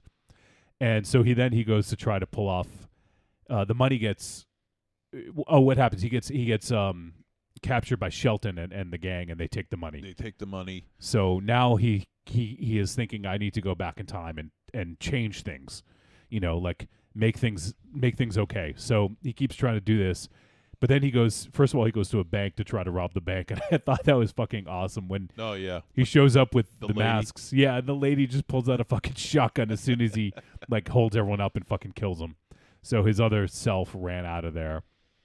I just thought that was unexpected and fucking hilarious. But as the movie goes on, with my experience, it gets a wee bit confusing, because after a while, I kind of get lost as to which one is the original John, because there's 5 or 6 of them running around in this movie at this point. Well, so does he, right?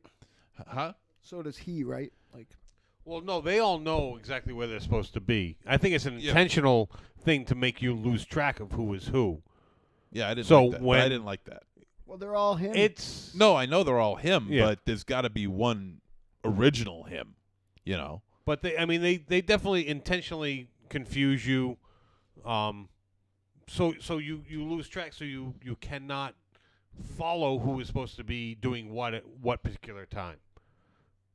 Because as the movie progresses, they all need to do their certain tasks at certain points. Right. Right. Yeah, and because of that, each one does have sort of their own task to do. Yeah. you know. Yeah, like the scene where they're running around in Shelton's house. There's like 5 or 6 of them, and they're all just weaving through hallways. That was awesome, yeah. Which I got a huge kick out of. I thought that was pretty funny. That was very like old school Looney Tunes-esque, where it was crossing the hallway type of thing. Very Scooby-Doo-ish. Yeah, visually, I like that. that. Would be the better analogy. Yeah, yes. visually, I like that a lot. Yeah, they pulled that off pretty well, actually. Yeah, no, I thought that was a really fun scene. And Shelton was like, "What is wrong with this thing?" Because he had no idea what was going on. So I thought that was really funny. Yeah, because he's got cameras all over the interior of his house, and he sees John walking down one hallway, then he sees him walking down another hallway in another room or in the other side of the house and shit like that. So, him watching all this lunacy going on, it is actually kind of funny when you see it. And you kind of, you deal with this, and I don't know what I'm saying anymore. I'm tired. But no, all I'm saying is that it was a good time. All I'm saying is I don't think any of this is making it to greatest hits tonight. No, probably not. I think we need Raven Shadow. That's what it is. Don't say it to Dynamo. Yeah, Dynamo is fairly inebriated with hate. Yeah. I feel like I'm getting sick. Like I didn't feel so hot heading in. You showed up though. Yeah. It's tough. I mean I started feeling like that like when I was on my way here. So. I have like a headache and a sore throat. So I admire it. I'm not criticizing you. I admire it. No, I'm just saying I'm not a fucking hero. I'm not a hero because I just feeling sick on my way here. So I don't think that people that show up to where they say they're going to be heroes. I think that you're doing the bare minimum. But it is. Oh, thanks. First of all, I'm a great producer. You are a great producer. Not an amazing one. Sorry, I'll pick my hyperbole better. But no, like you're doing a podcast. You're not running the Oscars, okay? It would be better if I was. Yeah, the Oscars aren't very good. What are you fucking even talking about? It'd be better if I was running the on country. TV, Oh, I'd be great. doing much Pants. better It's job nice if to I was know running that the that's what country. fucking is impressive to you, the fucking idiot box. Yeah, I don't forget. I don't like you either. You're gonna get poetry slammed first. Oh, good. What is the poetry slam? You won't know until it hits you. It's like the Russian. Oh, God. Sneaks up on you like a commie. But I Thanks, Putin. No, but when it came to judging how long you get sent back in time, it really does jump around because there are moments where it takes a minute or a couple of minutes. There are other times where it takes maybe 10 seconds. Take, for instance, the flashback scene where the Chinese warrior is using it, and he wanted to meet himself for the first time, and so he presses the button, sends himself back in time. Yep. He sees himself coming through underneath the bridge like he did 10 seconds before, and he meets himself. So there is no consistency when it comes to how far back you travel in time. Now I don't know if and it's not even really essential. Like yeah, I mean I think not. that was cool because I don't know, like this isn't fucking. No, it's not. First of all, it's not a real science. Yeah, and I mean it's magic, and B, like, why would you let a fucking rule get in the way of a good gag, right? Like, well, I mean, it would have not been difficult to just casually mention that it's whatever thought was in his head, like because of a random thought was how far back it sent him. No, I mean, they could have added something. I don't. Maybe like how long you press the button on the back of the bracelet that determines how far you get sent back, or something like that. Yeah, I'm not like a role playing game film watcher like that. I tend to not need to be beholden by rules. I mean, this a film like this really doesn't need to be straddled with any real solid set of rules. It's just made to have a good time. That's really all it is. Yeah, and it's nothing more than that. It doesn't try to be more intelligent than it wants to be. Oh no, it definitely doesn't try to be intelligent. Yeah. No, that's very true. Yeah, no. It doesn't try to be clever. A couple of the sight gags, a couple of jokes are clever, yes, but when it comes to the plot of the film, it doesn't try to outsmart the viewer or trick him. Well, it doesn't try to trick him, but it's definitely like it tricked tries you. to be clever with the whole time travel. It's just a good time. It's just a decent little time waster. I'll give you time waster. What the hell was that look? What are you giving me that look for? Because you're the one talking. You give me a look like I'm sorry. This is my look. I'm sorry. I'm not prettier. We'll change. You want pretty? Look the other way. Jesus.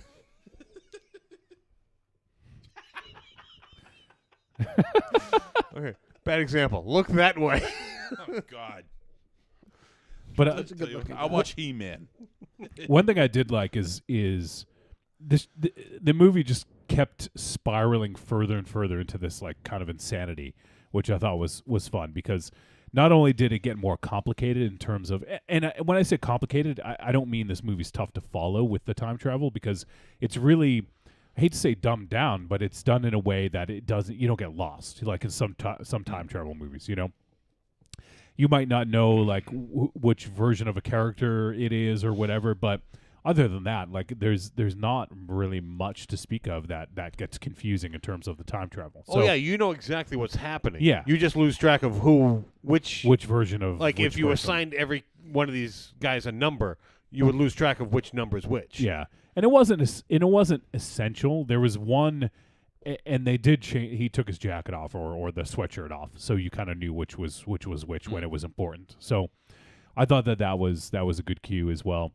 But I think that this film kept kind of spiraling and getting a little bit more and more crazy and I like that because it the way things were going, it just sort of like fed into that nicely, I think. So and then we get the later on in the movie as we get in any good action movie, we get a gearing up montage, which I thought the one done in this was well done.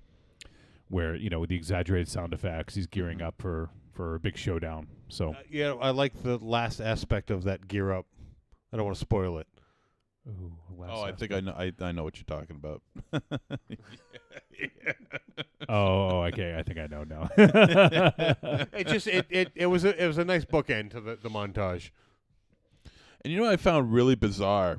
Well, I guess not bizarre, but just unusual, is that the main head bad guy, Shelton, he just came across as like visually, I'm talking about, as like the guy next door, like someone's dad. He didn't come across in a physical manner. I mean, he didn't come across as physically imposing, which is why he was the bad guy. The main bad guy. He wasn't strapped to the nine. He didn't have didn't have any scars on him or anything like that. He looked like a basic guy next door. Well, and that's sort of the idea too, and especially it kind of I was going to say, and it plays into his character, or his character's character, I should say, and that kind of plays into that a little bit, which I thought, which actually, even though it's, I don't know, it seems like a little tired, but at the same time, the way they did it was somewhat refreshing. You know what? It was tired, but it worked very well for this movie. It did. I would have liked to have seen it a little drawn out more in the beginning as to where before you realized what he was, because it was just he could have just been going to see his father, like at the beginning. They could have drawn that out a little bit more, and it would have been a little bit more of a reveal. Yeah, it seems like they just kind of thrust it into your face. Yeah, it was. You were kind of like, "Who's this?" And then 30 seconds later, you were like, "Oh, okay, this is who it is." Like they could have drawn that out a little bit more. Yeah. But otherwise, I think they played him out pretty well. Mars, you had mentioned something about the soundtrack. Did you want to talk? Yeah, I thought the score to this was awesome. It reminded me of that gunship band that you played for me on the way through the fucking 1,000,000-mile Connecticut march. But I did really like it. I felt like it definitely. One thing I will say about this movie is I feel like its heart was in the right place, and I feel like there were elements of the score that enunciated that. I just thought it was great. It was this great. It was somehow like a very new wavy synth score, but it was also very lush in parts. Like that gave it almost like an orchestral feel. Always synth, but like I really dug on it. Yeah, I enjoyed it too. I thought it was very fitting for the film. Very well done. Maybe we should find who the Yeah, I kept meaning to look, but composer was. Mike Newport. that sounds real familiar. Let's see what else he's done. I'm Oh, not. he did Altered Carbon, which I really dug, that TV series. Go ahead, Aries. Oh no, I was gonna say I'm not 100% positive, but I think that's a character from Parks and Rec. Mike Newport. Um, Bobby Newport. You're, Oh, is that what it is? yeah, played by Paul Rudd. Paul Rudd's character. is Yes. Bobby Newport. Bobby. Okay, so I had half of it. You got the right. last Okay. name. Oh, he also did Deathgasm as well. So, and The Devil's Rock, which we also reviewed a while ago. That. So yeah, he's done some video game stuff too. And is it me or does the movie feel like it has an old feel to it, like an I think early so. '80s vibe? I definitely got a was that BMX Bandits vibe to it. Yeah, I could see. I that. mean, I don't know if it was because it's from that side of the world, New Zealand, Australia, but I got that feeling. Yeah, I don't know what it was. It did have a weird. I don't know what they did, but it looked good. It looked good. It looked good, and that's it.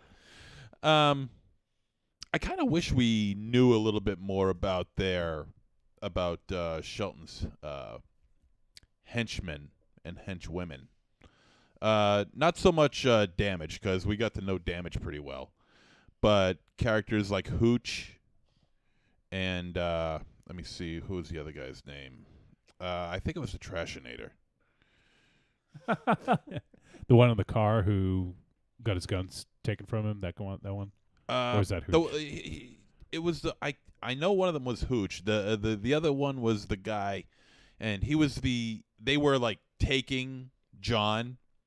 They were like grabbing at him and like bringing him over to Shelton. I don't know who the other guy was, but I kind of wish we knew a little bit more about them, because they seem to be, I don't know, for some reason they seem to be a little bit more important to what was going on than what we were able to see. I kind of wish we knew a little bit more about them. Mm-hmm. Yeah, no, I think the characters are fun. We did get little snapshots, And but they were fun. and the character of Wen and his father or his grandfather. The grandfather was awesome. Wally. Yeah, the grandfather. Oh no, that's the kid. I'm sorry. Yeah, whatever his name was. The older gentleman who they robbed. The older guy. That guy was awesome. Yeah. Oh, he was fun to watch, especially in the middle of the film where he's revealing what's going on to John about the bracelet, and see, I told you you'd be coming back and all this other stuff, and just the language he was using was just too fucking funny. I did have a good time watching him. Yeah, that was fun. Let's see. So I'm pretty much getting to the end of my thoughts here. Does anyone else have anything to add? Marge, you've been I didn't very love quiet. this. I don't like stupid things.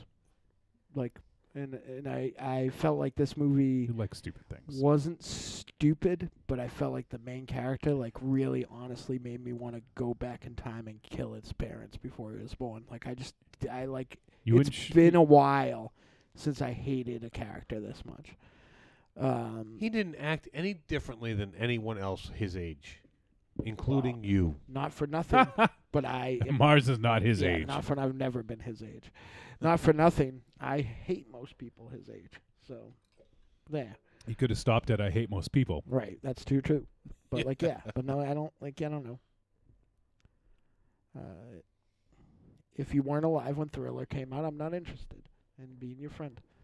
But at the end of the day, Thriller, A Cruel Picture, or Michael Jackson's? Either or, actually. Okay. Now you think about it.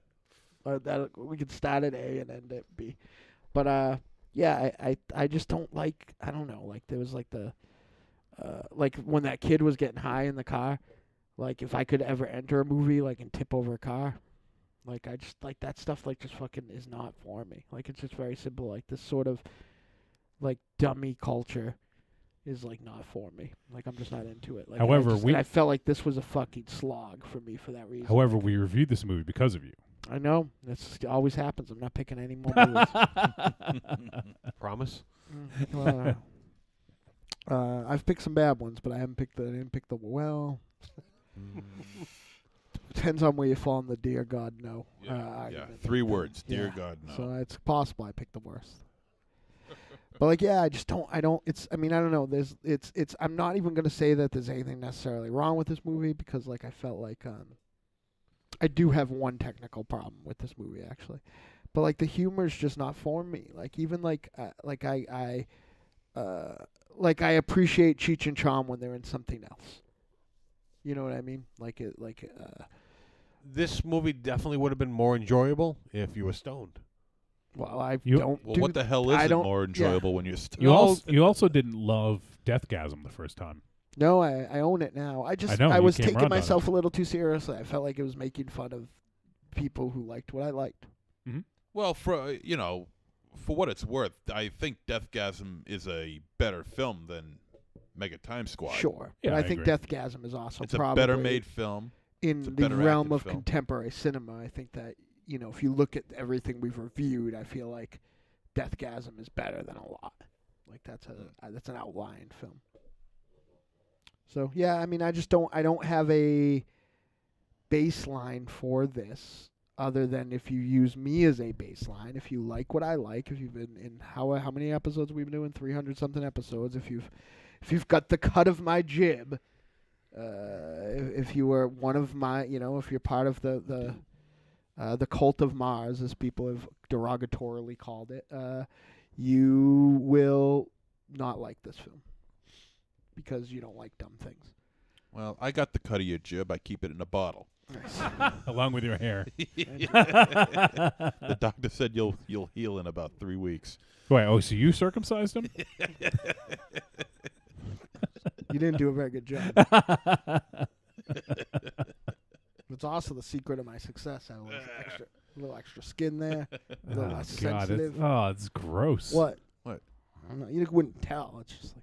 Well, are you uncircumcised? Dude, do you know what religion I grew up? Yeah, I do. Yeah, I do. So guess. Okay, so you're not. What? What? You're not circumcised. Of course I am. Oh, you are. My mother's Jewish. Yeah. Yeah? Yeah. All right, never mind. Fuck. Jesus. I thought It's so uncomfortable in this room. Aries is covering his face. Mars is like slumping down in his chair. Things that I never wanted to talk about. And Johnny Wolfenstein's cock is like top 5. My circumcision looks like the Mississippi River. I don't even want that explained. Because it's all So weird. this movie, it's all I weird had- and runny. Did you have a flap there too? No. You have a urethra flap?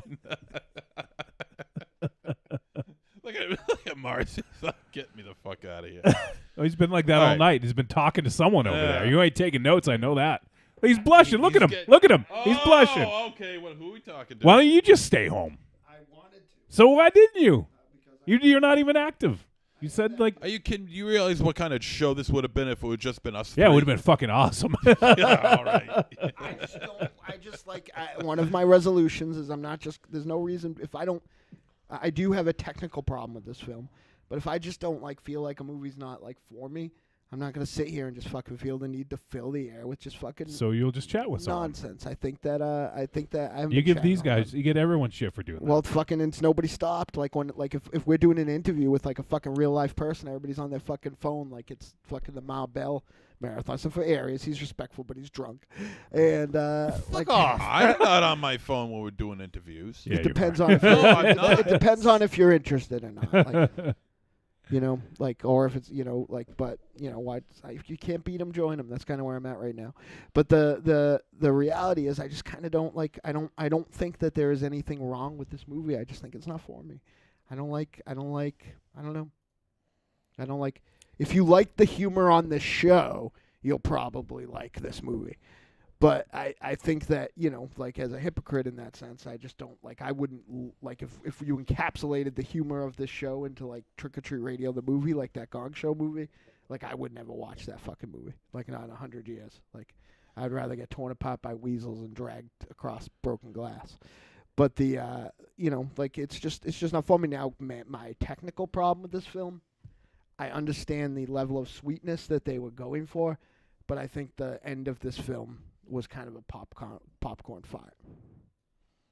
What is a popcorn fart? He would know. It's like a little, like, not dramatic, like just fucking there. Okay. Yeah, I don't think that, I get it, and I think that there was the potential there to be something real nice because I thought it was sweet, and I like when things are sweet, but, Yeah, you do. 7 and 7 to your coffee. yeah, that's true. Well, that didn't help. I needed more. But this coffee's garbage. But yeah, I just didn't like the ending. I don't know what you guys thought of it, but or let me rephrase that. I liked the outcome, and I thought it was sweet, but I thought the delivery with what didn't exist or whatever else, I thought that was all. I think that characters redeemed themselves. I thought that there was some nice touches in this. So yeah, I thought it was fun. I did like the ending. It wasn't incredibly satisfying, but I think it was kind of what the film needed in the direction that it was heading, and I thought there was a lot of real fun moments in this. So I guess we're at the point now where we can probably do the fucking verdict. Does anyone else have anything before we do that? All right, let's do the verdict. Trick or treat, baby. I wonder if people would say you're a trick or a treat. Trick or treat, motherfucker. All right, verdict time. We're going to let you know whether this flick was a trick or a treat and any final thoughts we may have. Since you're in the seat areas, you get to go first. Yeah, I mean, this movie, it definitely had its flaws. It seemed like they had a decent concept and had a couple of good ideas for characters, and those ideas were good. The main character, he played the part very well.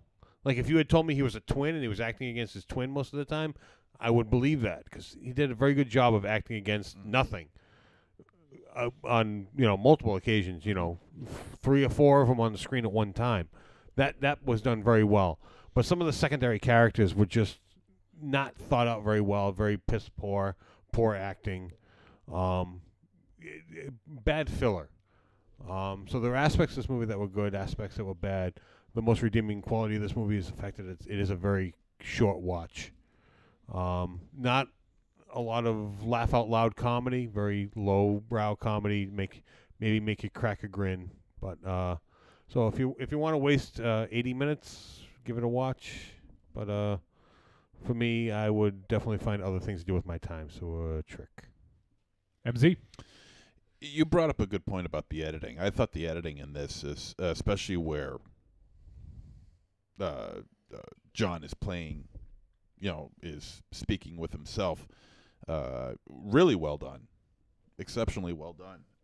I thought the humor in this was my kind of humor. I love all kinds of humor: lowbrow, highbrow, eyebrow, all kinds of humor, And this one, it made me laugh out loud a couple of times. I really did, and I really wanted to try and prevent myself from saying it, but I do have to say that I feel that the humor in certain aspects reminds me of the humor that you could find in Bad Taste. All right. I can find certain similarities in that. It's interesting. It's I think the time aspect is not very well thought out. And for a time travel movie, I think that's kind of important. But where a movie like this, where it's just in there for just for a good time and not to be taken too seriously at all, and you could tell these people had a great time making this movie. I'm going to give this a treat, but a very minor treat. It does some things in it that is not really up to snuff as far as what I like to see in a time travel film, and it does get a bit confusing from time to time. I guess that's part of the fun. I didn't particularly care for that part of it that much. So yeah, this is a tepid treat for me. All right, Mars. Trick. All right. And for me, it was a treat. I had fun with this. And one thing I wasn't mentioned was I thought it was a very funny script. Like, I thought it was a well-done script, fun performances, and I think for the most part it was a fairly original concept, the way it was all sort of put together. So I did have fun with this, and, I think that some characters were probably underutilized. Like, I think Milo's Cawthorn's character, I think, Damage, I would have liked to see a little bit more of him. And and Shelton, obviously when he showed up, I thought he was great in this, but I would have liked to seen maybe a little bit more of him. But no, I think overall I had fun with this, and I mean that's really all I can ask for. It was just sort of like one of those, nothing too deep about it, just kind of a fun on the surface movie. Some decent gags, some good laughs, and I had fun with it. So for me, it would be a treat. So there you go. Kind of a little mixed opinion on Megaton Squad. So if you guys are looking for something and one of our opinions really resonated with you, feel free to check it out on VOD. It's available on Amazon. And as always, we post, if the film that we discuss, the main film that we discuss, is available to get on VOD or Amazon, we link it right on the episode page on Fridays when we release it. So you can go ahead and find it through there. Or on our Amazon store, which is Amazon.com. What is it? Amazon.com/shop/the Deadites. So I usually add everything in there, so you can take a look at that. So next week, we're doing something not really different, I guess, but we've been staying pretty consistent with the new releases, and so what we're gonna do. Oh, the promo just started playing. That sucks. I have to reload it. 1 sec. But so what we're gonna do next week is we're gonna do a film that hit theaters the end of 2018 and just recently hit VOD. So we're gonna be doing a film that I know Mars is excited to talk about, and it's called Assassination Nation. And I know it ended up being on. You're gonna hate it. It's all pretty people. It's really good looking. You hate good looking people. I do. Yeah, you're gonna hate it. Which It's is why I It's hang one out of with the you things guys. all I could think of when I was watching it.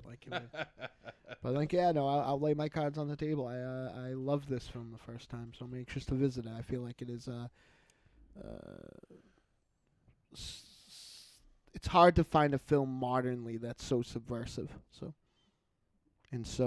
manages to be damning to itself, and redeeming, and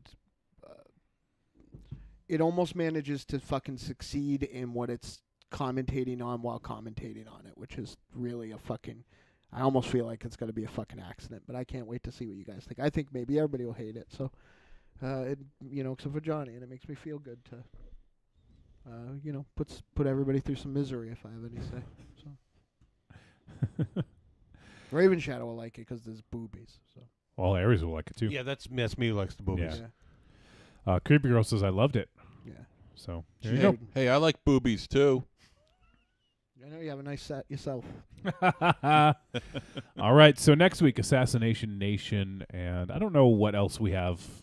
We'll figure something out for the second segment. But right now, we're gonna head to break, and we'll be back in how long, MZ? 2 and 2. You go through your week with the same old routine.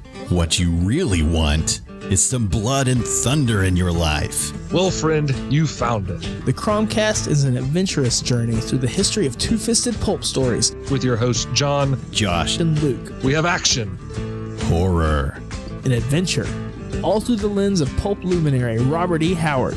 Don't just stay in your ordinary life. Find your pulp life at thecromcast.blogspot.com. The Cromcast. The Cromcast. The Cromcast. A podcast for the barbarian at heart. I'm Alex West. And I'm Andrea Subasati, and we're from the Faculty of Horror podcast. And you're listening to Trick or Treat Radio. Oh, delicious nerds. Ms. M knows you like to chat it up with other sexy shut-ins about comics, movies, video games, and your favorite TV shows. If that sounds like you, cuddle up to the Trick or Treat Radio Facebook group, or the FIB. That stands for Fan Interaction Board. Just go to Facebook and search for Trick or Treat Radio and have more fun than a Jedi at a lightsaber sale. Not enough? Watch us on YouTube, the Deadites TV, all one word. Last but not least, check out the world's most dangerous talk radio show, Trick or Treat Radio, at trickortreatradio.com. It's better than Van Helsing.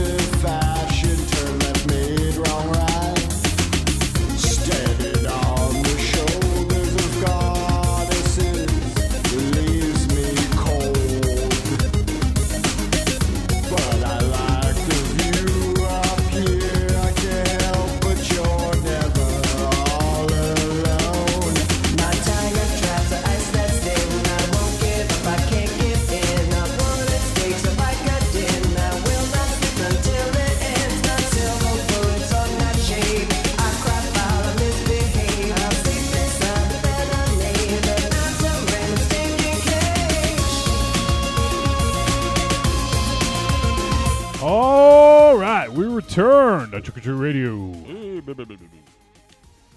And you know what? I don't think we actually got any feedback. Hey, all right. Let's end the show right now. Remember, children. No, you don't do catchphrases. I don't.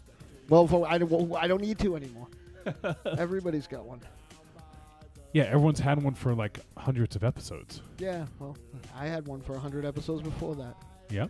What are you saying? You're better than everyone? No, just fucking imitate it is all. I'm a fucking trendsetter.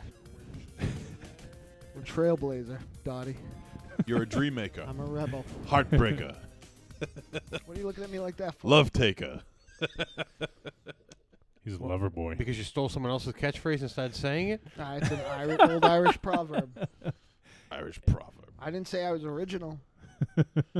That's kind of what you were saying. No, I was saying that I was doing it, and now everybody. You say you're a trendsetter. Yeah, everyone set one up. Like, I didn't. Don't trendsetters are they original? It off in front of a fucking comic book.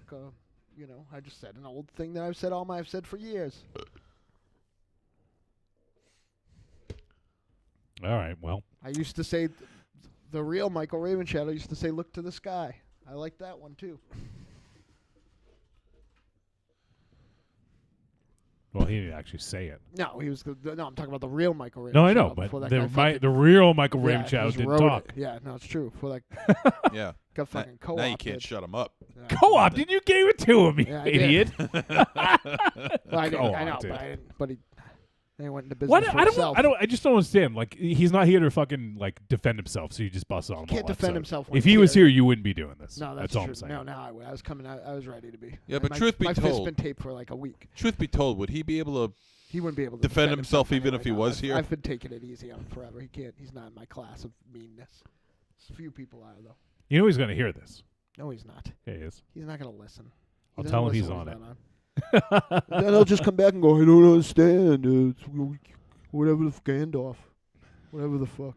Bombaleo. Speaking of dumbing things down, Jesus. Huh? All right, so let's talk about some time travel films, maybe. Maybe, how about that? Okay. So, I'm trying to think. I mean, we did name some early on, but... oh, dude, there's a bunch. Oh, I know. You, go ahead, MMZ. Okay. Just name them, or just name some of your faves. Some of your faves. Well, my all-time favorite is Time After Time. All right. With no, wait, yeah. Is it Cindy, tell him, tell her about Time After Time. Captain Lou. Tell him how I wrote the words for Time After Time, Cindy. That's what I thought you meant. Yeah. No, Time After Time. That's with Malcolm McDowell, David Warner, and the lovely Mary Steenburgen. Terrific, underrated flick. Oh, fantastic movie. Made in 1979 or 1980, 1979, somewhere around that area. And it surrounds H.G. Wells traveling to modern day San Francisco, but to capture Jack the Ripper, played by David Warner. Yep. And it's one of David Warner's best performances by far. Greatest performances. He is absolutely chilling. Totally underrated. Yeah. Totally great. He is absolutely chilling in this movie. Very tense movie. If you've never seen it, I strongly suggest you see it immediately. And also look for a small cameo by Corey Feldman. When Really? Yeah, when H.G. Wells, played by Malcolm McDowell, shows up. He travels through time. He shows up in modern-day San Francisco in the museum, in the time machine. And right outside, you can hear him talking. He's like, "Mommy, Mommy." And there's Corey Feldman with his little bowl haircut and everything. All right. Pretty great. Yeah, no, it is a great movie. It's a fantastic movie. Can't believe Wolfie just said I would back down from somebody. Now I'm even more mad. I'm back down from it. I didn't say you backed down from someone. I said you wouldn't do it. Yeah, well, I probably wouldn't put him over if that's what you mean. I just let him do his thing like I've been doing, but I'm not afraid of anybody. Dynamo Susan Mars. Okay.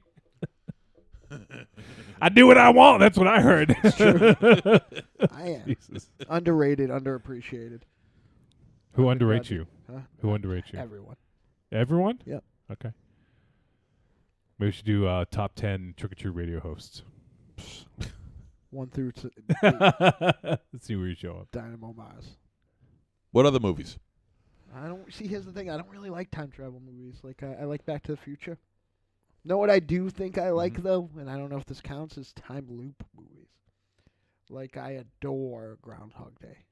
I really like that movie I mentioned, Blood Punch, and I thought Happy Death Day was a really great modern film. See, I don't like time loop movies. Yeah. Because I feel it's very difficult for them to keep the time accurate, and I've never seen one to do a good job of it. I think Groundhog Day is perfect. That's just me. Groundhog Day is great. I thought Happy Death Day was perfect too, to be honest. Like I think that like they had a big problem keeping track of their time. Are you excited to see the sequel? I am not. I am. I've heard that the trailer didn't have me too psyched, but I actually read an article how the trailer made it look dumber than it was, like not as good. Like made it look like it was on par as with the first one. It made it look like it was kind of more of a comedy. But yeah, I'm excited. I don't have a lot of going to the movie time, which kind of breaks my heart. It's my favorite. It's my top 3 favorite things in the world. But I am excited for that. But yeah, I don't love. It just bothers me that it's one of those concepts where they've never found a way to like do it without relying on the real soft science of time travel. Like there's been nothing that like kind of went a little more balls to the wall or did anything with it. Like I preferred like Doctor Who. That wasn't really like a time travel thing at all when I was growing up. Like he just went to all fucking crazy ass places and stuff. Well, that was time travel. Yeah, but it was I mean, you're saying the soft science opposed to the hard science of time travel. Yeah, I just don't like the time paradox things and stuff like that. It's almost like vampires or werewolves. We've come with these like cinematic rules about time travel that don't really have much basis of Well, all movies make their own rules that aren't real. Right. No, I'm agreeing with you. I just don't like. I don't like. I don't like the cinematic werewolf rules, but I do generally enjoy cinematic werewolf movies. I can usually let them slide, but time travel, I don't know. Like, and I'm a Star Trek guy, and that's kind of its bread and butter. I wouldn't say it's its bread and butter. I'm It's talking dipped into that well, but yeah, I'm talking about real Star Trek though, not boring old super liberal Captain Picard Star Trek. Like even the original series, they've dipped into the well, but they it's not fucking that bread went and to butter. fucking Cowboy Time, and they went to fucking all kinds of times, all the fucking times. No, they went to they did a lot of stuff. It's not. Yeah, like I said, they dipped into the well, but it's not their bread and butter. If you took it away, it would still be Star Trek. Sure, yeah, it's not a time travel. I see what you're saying. It's not a time travel show, but they definitely, it's one of the things that they do a lot. And even with when they did the holodeck stuff in the Next Generation, they had ways to do it. When you're gonna be okay there, Shaky? Yeah, I'm fine. Apparently, Star Trek's a trigger for him. Yeah, they had ways to do it with ways that were more logical. Yeah, or wasn't actually time travel. Yeah, so it made more sense than keep on time traveling. Right. Yeah. So yeah, it was what bothered me about original Star Trek, the time travel ones, is that it's not like they were ever like, we're gonna time travel. They always fucking somehow fucked up and ended up time traveling. Where I was like, like it just seemed inept. But in comics, I don't like it. Well, some of those time travel ones are not actually time traveling. They're just on a planet that's a good exists point. in what Earth was at that era. Yeah, no, that's a good point. I don't know if I said this off air on air because we were having a much better show before we started the show, but which happens a lot. But I feel like I don't generally like the comic book type contrivances of time travel, and I don't like the comic book contrivances of going into a computer world. Like those two things are things that are just big turnoffs for me.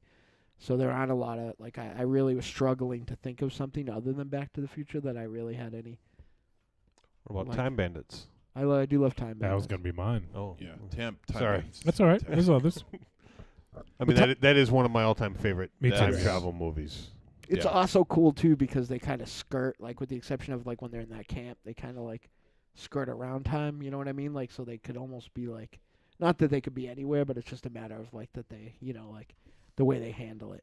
Yeah. Oh yeah. I mean it's definitely unique in its its rendering of the times. Yes. It's definitely unique. It's a eunuch? Yep. Okay. I was going to say this is definitely not a genre film per se, but and it's a very sort of understated film, but Safety Not Guaranteed. Oh, I love that movie. Yeah. Yeah, it's a good one. Yeah. Mm-hmm. Thought that one was fun. What are oh man, I just had a couple of them. Army of Darkness, technically, right? Army of Darkness, sure. Nothing technically about it. That's definitely a time travel movie. Yeah. It's my Evil Dead 2 is technically a time travel movie. At the end, that's my least favorite. True. Yeah. Bill and Ted's Excellent Adventure. Yeah. That's a good one. And too. Bogus Journey. And right? Bogus. And Part 3, maybe. Who knows? Well, it's got to be, right? Well, is Bogus Journey a time travel? They go to hell. I thought there was some time traveling. It's been a long time. It's since been a I've while seen for me. it. That's what I'm trying to think. I know they go to hell. I don't think they travel in time. 2, you're right. They don't. They don't. Part 2, they don't. Yeah, you're right. They go to hell. Wait, no, don't they start and don't they make a nice cat? Oh, that's in the middle of Part 1. Yeah, it's been so long since I saw those. I feel like those are good ones too. Actually, no, because they go in the future. Oh yeah, to see George. They do go to the future. You're right. But George Carlin. those movies aren't as offensive to me because you don't have the, the kind of don't cross the streams sort of thing. They just fucking do it. It's more like magic. I think I prefer that. Oh, they just do it. Fuck, consequences. Right. One movie that was fun. I don't know. We almost did it for the show, but we didn't end up doing it. I don't know if you guys have seen it, but Predestination. Have you seen that? No. I dug sounds that. familiar. Ethan Hawke is in it.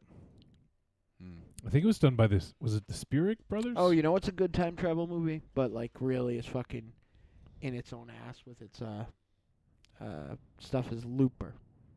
Yeah, I've never seen Looper. And sorry, just a real quick Predestination. Yeah, it was the Spirit Brothers, who did Daybreakers and Undead. I love Undead. And then they did Winchester, which didn't get great reviews, and I haven't seen yet. But the stuff that I'd seen of theirs, Undead, Daybreakers, and Predestination, I really liked. So the the guy that did Looper finally hit a wall and did something I wasn't crazy about. Oh, and they I did can't remember Jigsaw? what it is. I didn't They know did that. do Jigsaw, Okay. which was flat out fucking not very good. Which was disappointing because I really was. How about A Kid in King Arthur's Court? I don't know. I It's haven't seen it's it. a time travel movie. I Or haven't how seen about it. one of the greatest of all time, Black Knight? Oh my God, that Martin Martin? Lawrence. Yeah. Yeah. Oh Jesus, that movie's a fucking train wreck. Every time it's on, it sucks me in. I watch it, and I shouldn't. And Now, I gotta ask, how often is it on? Because I've never seen it. oh, I know it exists, but I've never seen it on anywhere. when it's on cable, when there's a month that they're gonna play it, and it's on like a lot of times. Oh, so you're talking like Showtime or HBO or something like that? Yeah. Okay. Yeah. It's ridiculous. This fucking movie. Have you guys seen the? Not that this is a Black time travel Knight. movie, but Oh, like God. I was trying to remember why I stopped like kind of following the guy who made Looper's career. Have you guys seen The Brothers Bloom? No, I'm familiar with it, but I haven't seen it. Yeah, I don't know. Have you? I haven't, but like there was like a jump from like, because I love Brick. I think that is a total underrated masterpiece, and then I loved Looper. So I feel like I'm curious why I just kind of fucking pumped the brakes on him until we got to Star Wars. So. And Somewhere in Time. What is Somewhere with in Time? Christopher Reeve and Oh, right, Jane yeah. Seymour. Yeah. Yeah. That's a good one. Like Time After Time by Cyndi Lauper's a very good song. Does that count? Well, Lou Albano wrote the lyrics for it, so yeah. He told me that on more than one Tell day. him, Cindy. And I actually just started watching a TV show called Timeless. I've only watched a couple episodes. It's a ABC, NBC type show. But it actually is, it's kind of good for what it is. And it's actually, they're rewriting history in some respects, so it's interesting. Like they're trying to stop someone from changing time, but they're failing, but making things happen different than how they're supposed to be. What about Quantum Leap? Ooh. You know, I never loved like Quantum Leap as a whole. Like No, I enjoy bits Quantum and Leap. pieces, like episodes. I like the one with the Funk Brothers in it, and I like.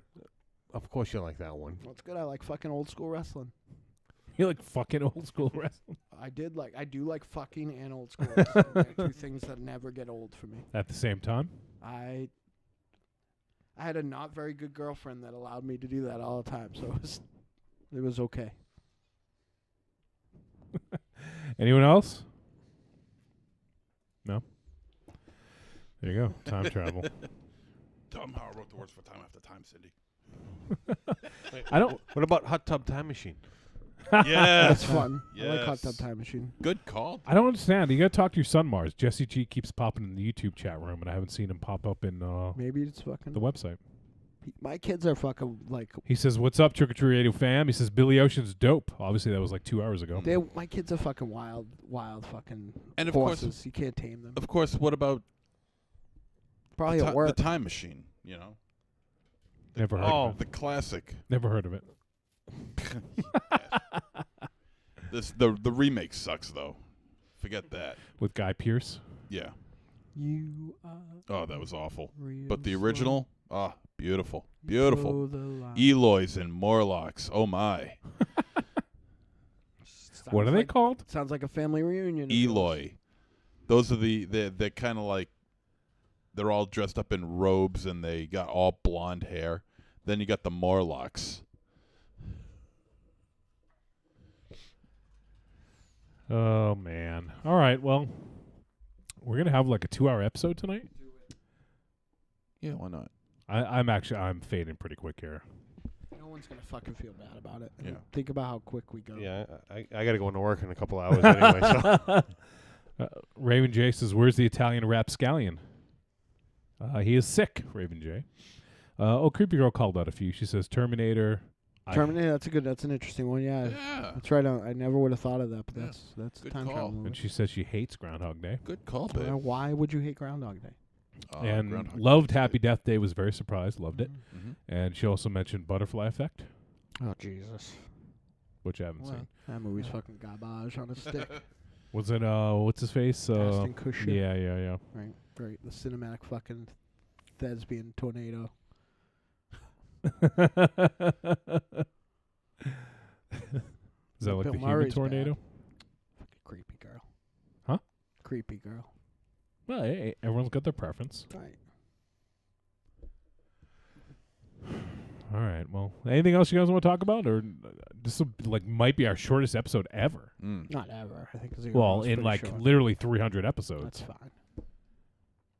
I don't know, man. I think the well's run dry. It is snowing outside. I'm and in a real bad mood, so I just assumed. No, you're not. Yeah, I'm literally full of hate. Oh, by the way, the next 9 weeks is gonna be full of Armageddon. Speaking of, why do you keep saying that? What? Because I'm gonna fucking come out swinging. What happens in 9 weeks? So you'll know. Then I'm gonna fucking go out to the. I'll say it. I'm gonna go out to the fucking great, fucking podcast in the sky. Let me add another. Let me to Mega Time Squad. Let me go back to Mega Time Squad. We're time traveling this fucking episode. I know, right?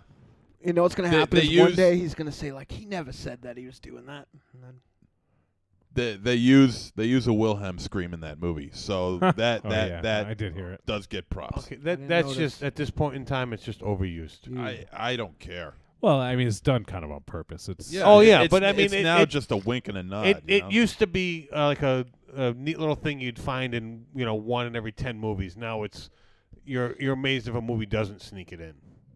I like it regardless. I can't get tired of it.